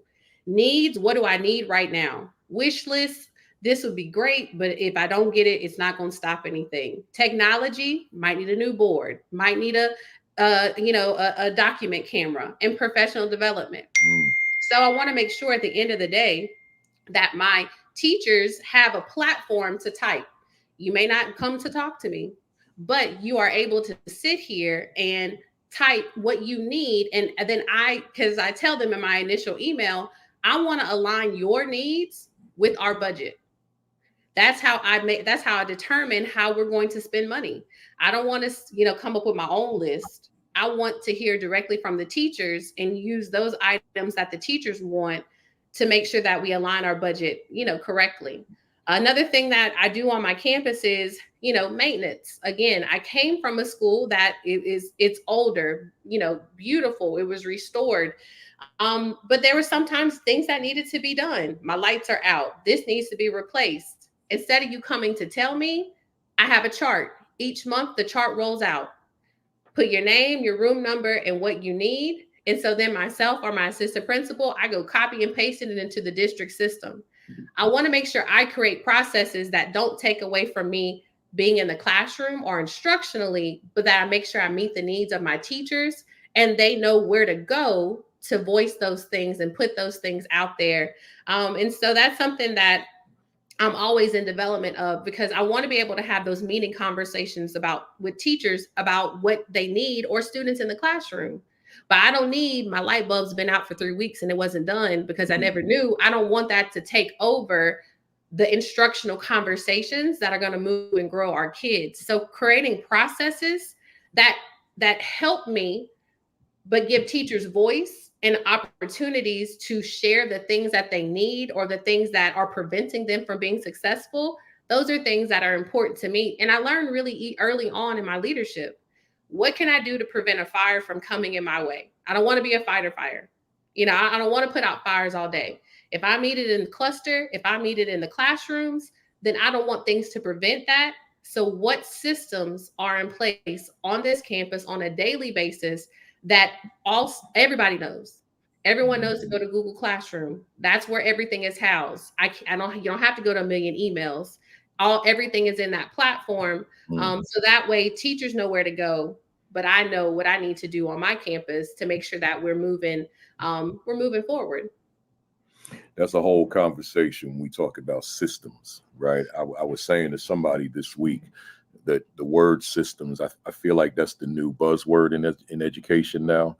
Because I know that when I was in leadership, it's been a while, it's 13 years ago, that was just not part of the lexicon systems. You know, we were talking about procedures and processes and so forth, but now this word systems is the word, but it's a significant word.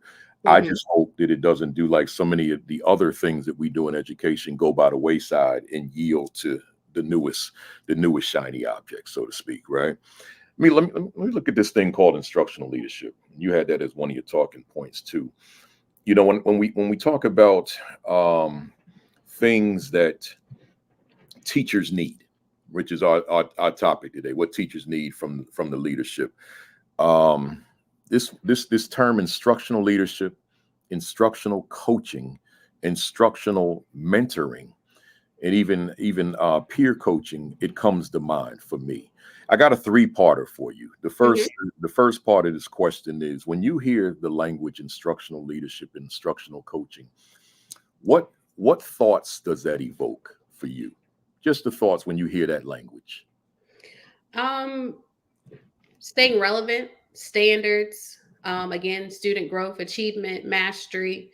I think of curriculum materials. What I don't hear is managerial. What I don't hear is planning the PBIS or the MTSS bash. What I don't hear is you know, the front office or staying in the front office, but um, being out there in the halls, in the classes. That's what it comes to mind. Yeah, yeah. You know, just as a sidebar, this quote distracted me. And I don't want to say in a bad way, just systems is the new trendy buzzword that's used to deflect in some cases. Man, a Vicky Hatter, can you right elaborate on that in the chat for me? I'm very curious to know what you're saying. So just do me that solid and elaborate on that for me. So that was my first part. Now here's the second part. Talk to us about the significance of instructional leadership for the leadership in the building. Um, Again, I'm at a pre-K through 12. There's a lot that's going on my campus. And Yeah, so I was an elementary school teacher. I have been a secondary school principal. Early childhood is my stretch this year. Me and pre-K, we got some things going on, but it's important that I know what is supposed to happen in that classroom with our most youngest learners. That's vital to their trajectory, that I have to be part of those conversations. I have to not only know what's going on, but I have to be on the same page as my teachers. So having those conversations about, I think it looks like play, but it's having conversations with peers. It's fine motor skills that then, I think about, I see a kid in pre-K playing, and then I go on the opposite end of campus and I look at a 12th grader who's like, I want to go do welding. And I'm thinking, if you have those fine motor skills, if you know how to process and like it's really, I think what's the word? How I want to say this? I'm blessed, but I'm also at an advantage being at a pre-K 12 because I know what they got. I got that end goal, yeah, and I got the babies to make sure that nothing stops them from being successful because I have them on my campus for so long. Um, but again, I have to know what's going on. I think I may not be an expert at everything, but I'm sure going to try to make sure that I am the best in elementary, middle school, high school, early childhood, to make sure that my teachers know they can come to me with conversations. But if I'm not the one, that I have built the capacity in my team to make sure that somebody on my team also has the strategies to help teachers be successful in the classroom, as far as ensuring that we teach to the rigor of the standard. We could teach, but does that exit ticket align to the objective, or was that mm, exit ticket just cute? Or mm, I had 100% mastery, but the exit ticket didn't even have anything to do with the standards that you taught today. So those are the conversations that we have in cluster and in our instructional leadership teams. Is if it's not aligned, then again, we're wasting time. So we have to make sure the teachers have the knowledge and skills, and then we're going to bring in that data piece on top of it. Are our kids growing as a result of this alignment? If they're growing, then we're meeting the objective, again, that end goal of student achievement and student growth. So again, keeping that end in mind of this is what we got to do, and this is how it impacts the end result. You know, there are a lot of, I've come to learn over the years and decades, there's a lot of perspectives on how much time in a given day should be devoted to instructional leadership. And there's no set answer, because no 2 days are alike. So, you know, when someone says to me a certain percentage, I say, maybe, or someone said a certain number of teachers that I want to have a conversation, an observation, a post conversation, you know, that type of thing. I would never want to quantify it myself, because there are too many factors that I can't control or influence. So, but I do want to spend a large portion of my day there. My question to you: what is your perspective? How much of a day, ideally, should be devoted to being that instructional leader from the vantage point of Dr. Amanda Austin? I think instructional leadership can look a lot of different ways. I feel like also on top of it is part of my job as a school leader is also to manage community partnership and relations. We have great partners in education. They do a lot for my campus. They invest a lot of money into my school. So when I go back to talk about STEAM and STEM, some of my day might be dealing with my community partners, planning engaging activities and field trips that are related to the standards being taught in the classroom. It's still instructional. It might not be what we think of as your conventional walkthroughs, but it's still tied to instruction, because I'm going to make sure that the activities, hands-on demonstrations, and field trip experiences directly correlate to the standards that the teachers are teaching in the classroom. So part of my day is ensuring that the other, I'm going to use that part of the pie, the other portion of my day still directly ties to the instructional needs of my campus. It could be me in the classroom. It could be me in PLCs and clusters, engaging in conversations around instruction. So I don't, like you said, there's no one size fits all, but does it tie back to, again, do our words and actions tie back into meeting the needs, the instructional needs of our teachers on campus?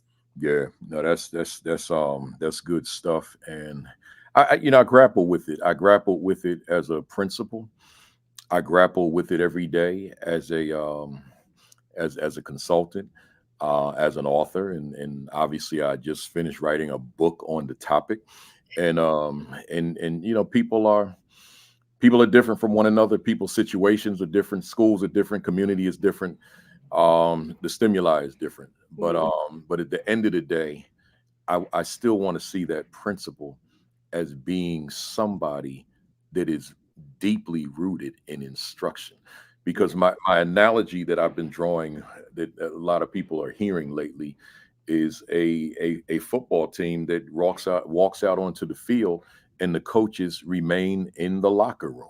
So there's no coaches on the sidelines, and the team is playing the game, but at the team meeting, the coach is saying, we got to get these wins. We want to win this championship. But then when it's game time, this fictitious team is on the football field playing, and there's absolutely nobody on the sideline, except for if it's the offense is on the field, the defensive players on the sideline, but there's no coaching staff out there. And I equate that to the school, where the leadership will say at the staff meeting, let's go get this win. Let's raise these scores. Let's all those things. Let's meet these objectives. But then they're in the office, which is equivalent to the locker room, while the game is being played, right? That's a problem. So I want to see that leadership is immersed into instruction, immersed into the game, that teacher is growing. There's a direct correlation between you as the teacher and you as the leader. There's that symbiotic relationship there. And when that's not there, then that teacher could struggle. So, because see, like I say all the time, and you probably heard me say this in the summer, that we can learn we can go through all the PD we want, but none of that's job embedded. The only job embedded is that PD between that leadership or instructional coaches or peer coaches and the teacher. Right? I can't get feedback from the podcaster. I can't get feedback from the keynoter. I can't get feedback from the seminar presenter, and all that kind of stuff. But that leadership in the building, they can give me the direct feedback. So Yeah. so that's how that's the way I look. That's the way I approach it probably on a career long basis, right? Yeah. So therefore, I said I had 3 parts, but I actually gave you 4. Here's the 4th one, which should have been the 3rd.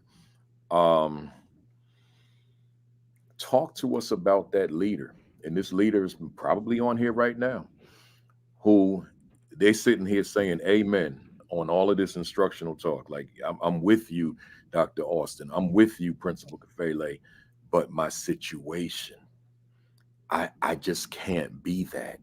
I don't have time to interact with teachers, particularly before going into a classroom. Hmm.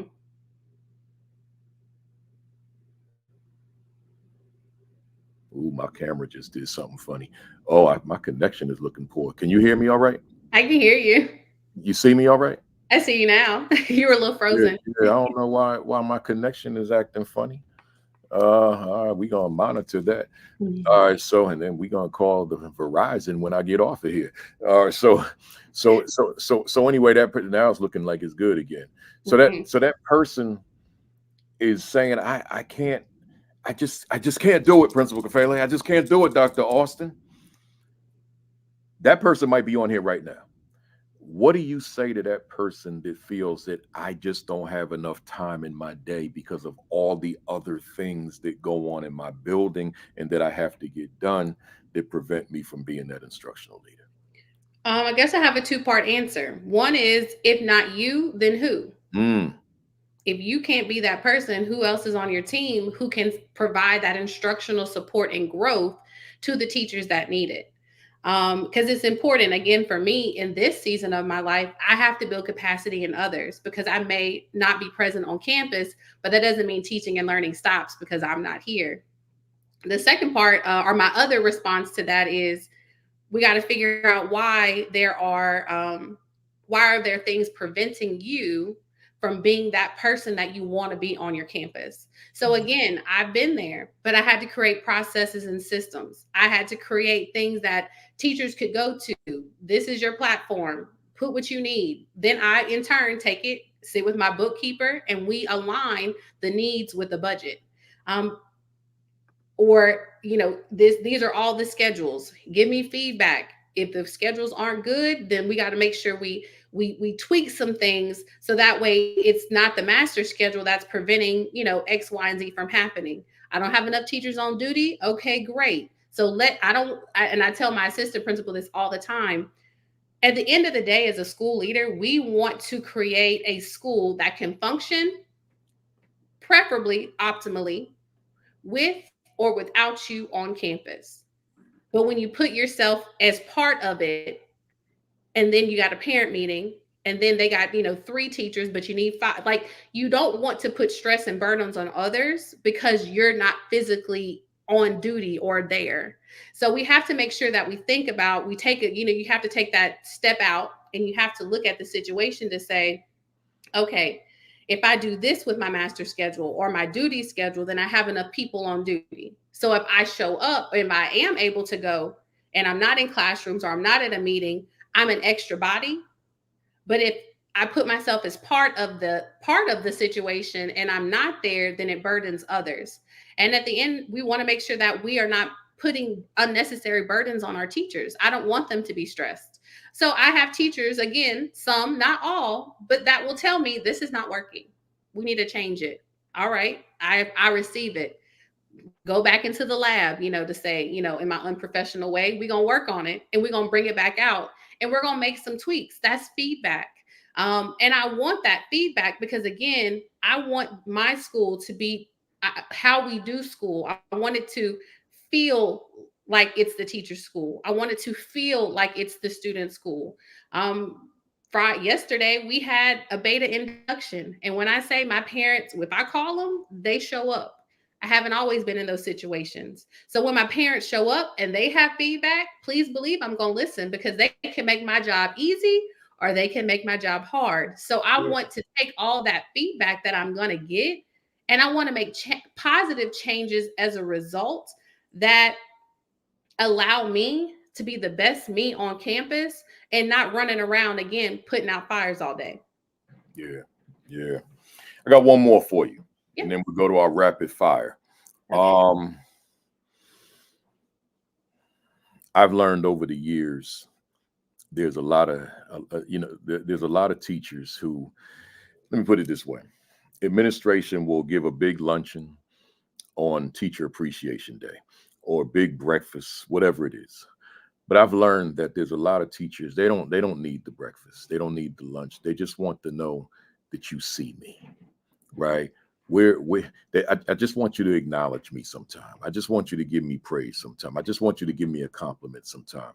Talk to our leadership about the significance of ensuring that teachers feel that they're appreciated in the work that they do. This is an area that I'm a work in progress. The reason why is growing up, you did what you're supposed to do because you're supposed to do it. Mm-hmm. I didn't get an allowance. You didn't get a pat on the back. That was an expectation and you met it. But as a leader, I have had to take a step back and say, everybody wasn't raised like that. So one thing I'm doing right now is reading The 5 Languages of Appreciation by Gary Chapman. And that is just like you said, some people, acts of service might not be me, giving them a new projector, but it might be me bringing them a Coke and a Snickers on the day because they might have had a rough day. Quality time. They may not want to spend time with me, but they might want to spend time with their grade level partners outside of school. And so I have to then frame that in terms of school. How can I put things or embed things in school? I have a great team on my campus. I have some great team members who cook. That is not me. And so we do a big Thanksgiving luncheon and we get the cops in the community. Now that's the funny part. The cops come and they watch the kids in the class. Some of them break a little sweat, but I use that as an opportunity for fellowship, for teachers to sit. And I love food. I don't know about you, Principal Kafele. I love to eat. But we sit around a plate of food and you see someone's walls kind of break down and you get to learn a little bit more about them. And so that has been so important is, again, I can fellowship around food all day. That's my love language. And I have people on my staff who believe in my vision. And so when I say, hey, can we do a Thanksgiving luncheon? Can we do a Christmas luncheon? All right, we got the menu worked out. This is what we need, but we did the portions, we did all that, we got everything that is needed, but we want to make sure that needs are being met, of the teachers and staff that we have on campus. Because we're talking about teachers. I can't forget about my custodians. I got to make sure that they get a plate, they sit down in fellowship, because honestly, without them, my school wouldn't be optimal and prime and clean and a welcoming place to be at. We got our cafeteria workers, but that's not the people who's cooking for the luncheon. Sometimes they're those forgotten heroes. So I want to make sure I pull them in and let them know that they're appreciated as well. But it's a team effort. Everybody has to be on board. And it starts with me communicating that to them. It starts with me sharing, but then not just sharing and saying this is what it's going to be, but getting feedback on how we can make sure that collective efficacy is part of everything that we do on the campus. Because as a leader, I can't do it on my own. That's right. That leadership. Great stuff. It takes us to the end. We're going to come back for part 2 so we can get to these talking points. Yes, sir. And some other things that I wrote that I don't have time to get to. I don't want to keep you on here all day and keep the fam on here all day. Let's go to these rapid fire questions. These are 21 questions. 1 sentence or even 1 word answer. If you feel yourself inserting a comma, then you've gone over. So, and I might even say, right? So just these are rapid fire. Here we go. Is education on the right path for underserved children? In some places. Can true equity occur in America's schools for Black, brown, and other underserved students? With the right leaders. Does Dr. Amanda Austin's work contribute to the progress we desperately need? Most definitely. If you could do a reset on your life, would your line of work be different or the same? The same. Why do you continue to do this work? I love it for the kids.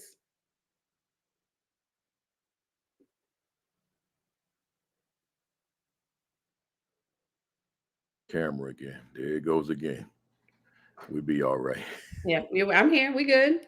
Go ahead. What fires you up particularly within this work? That I found my passion. What do you absolutely love about this work?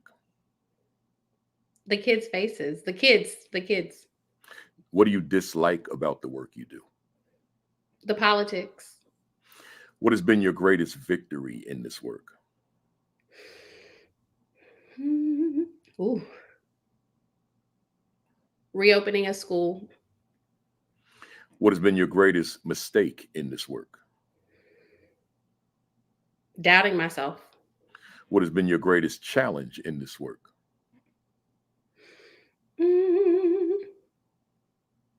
Not having the right support. Are you proud of your first year as an assistant principal? Yes. Are you proud of your first year as a principal? Yes. Who inspires you in the work that you do? My mom. What are you reading right now? Still on the 5 Love Languages by Gary Chapman. Professionally.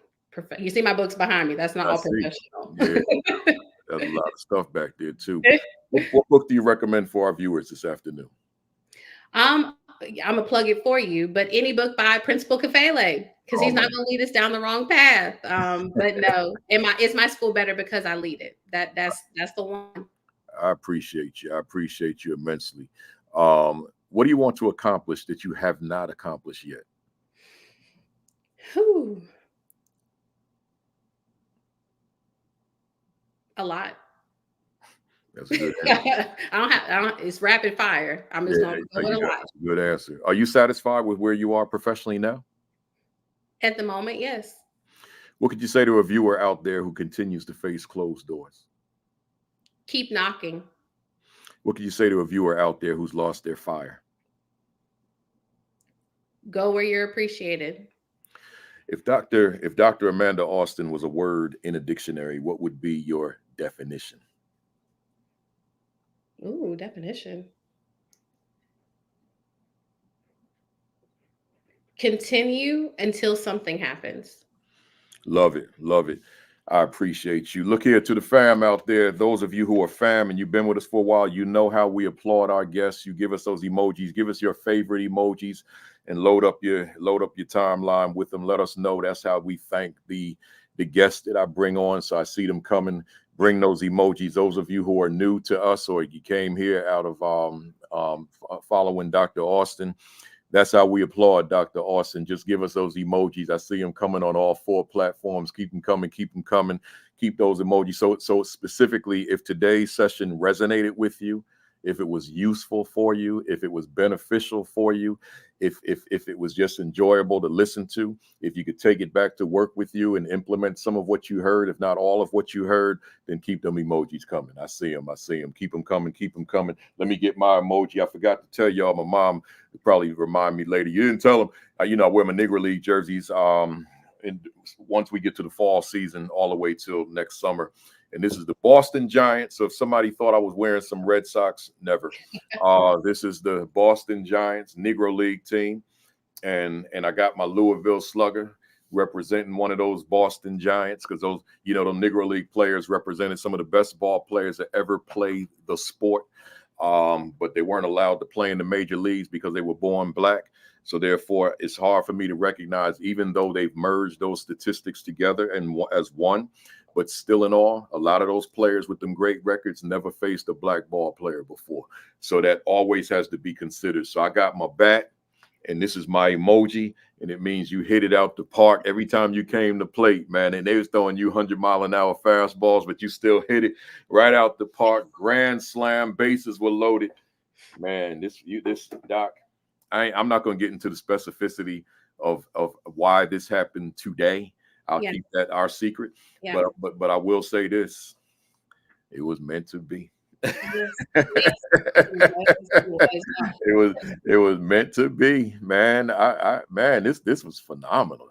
Thank You're you. Well, phenomenal. You're I, phenomenal. thank you. Well, it's again, it's because of individuals like you who show us on a daily basis through your social media what passion looks like, and how nothing will stop you from making sure that you pass that baton and that torch to all of us. So, from my heart to you, I just thank you for doing what you're doing because you don't have to.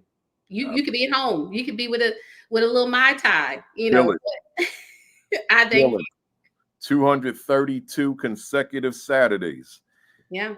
I don't miss out, man. Wherever I am, when I travel, I still do these. This is what I do. And to the fam out there, I gotta tell you, you Dr. Austin's fam now. She's not just somebody that's on the platform. She's fam.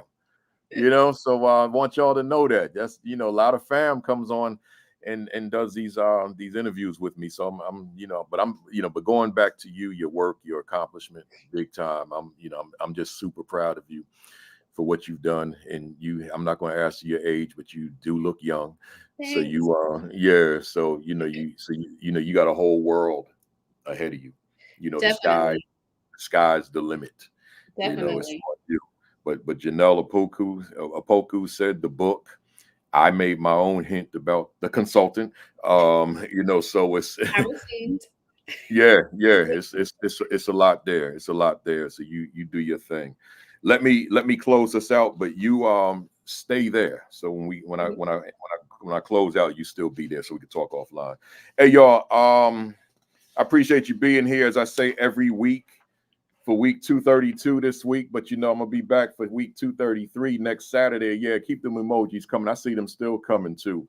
I'll be here next Saturday, right here. I don't think I'm gonna be on the road. I'll be on the road. I might be. I don't know where I'm gonna be, but I know I'll be on this platform for week 233. We're gonna do something a little different next week.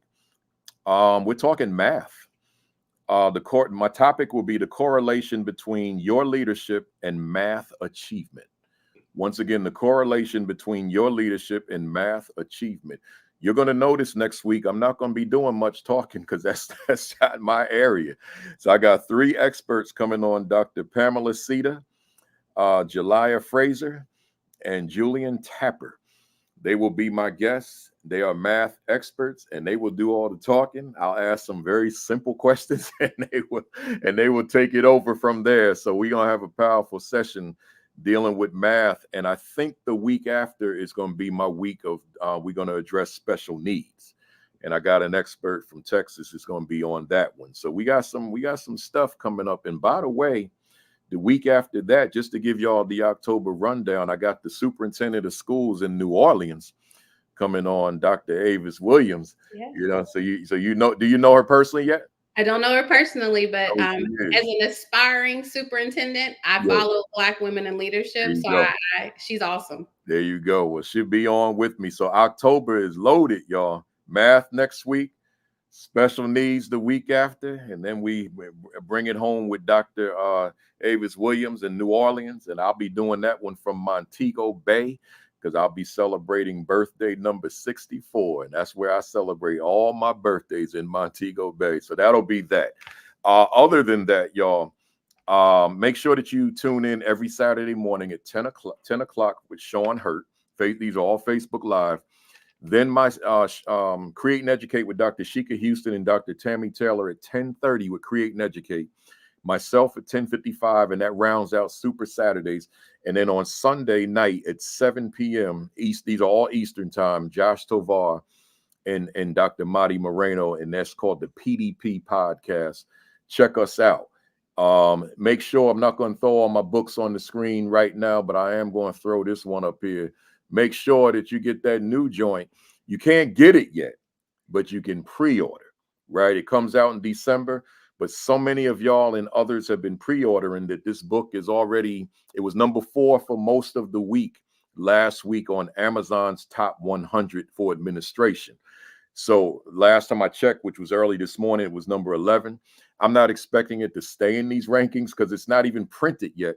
But I'm strongly encouraging folks to just get your hands on it now, like pre-order it now, so that my publisher, ASCD, knows how many copies to print so that we don't sell out on the first day the book is released. I would say my last 3 books, I think maybe 4, they sold out on the day it was released because of this platform. Me promoting on the platform, everybody buying them.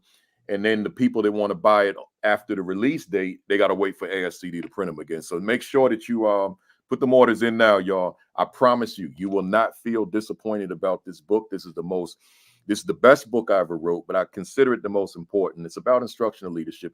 What is my value instructionally to the teachers I supervise? You can go right to Amazon and order your copy now. Let me take this off the screen so that I can see my guests one more time. Where's that page? Here we go. Let me see what it looks like on the opposite side. Oh, you can't see me, man. We keep it right there, right? But take it off. But yeah, get your copy, y'all. What is my value to the teachers I supervise? And when you're there, while you're there, get the other books that I've written for leaders, or get the books I wrote for teachers. Some of you that don't know my teacher books, The Teacher 50. Motivating Black Males to Achieve in School and in Life. The Equity and Social Justice Education 50. And the Closing the Attitude Gap. Whole lot of schools doing book studies around this book. And I wrote this in 2013, and they're still doing those book studies. So, I'm blessed by that.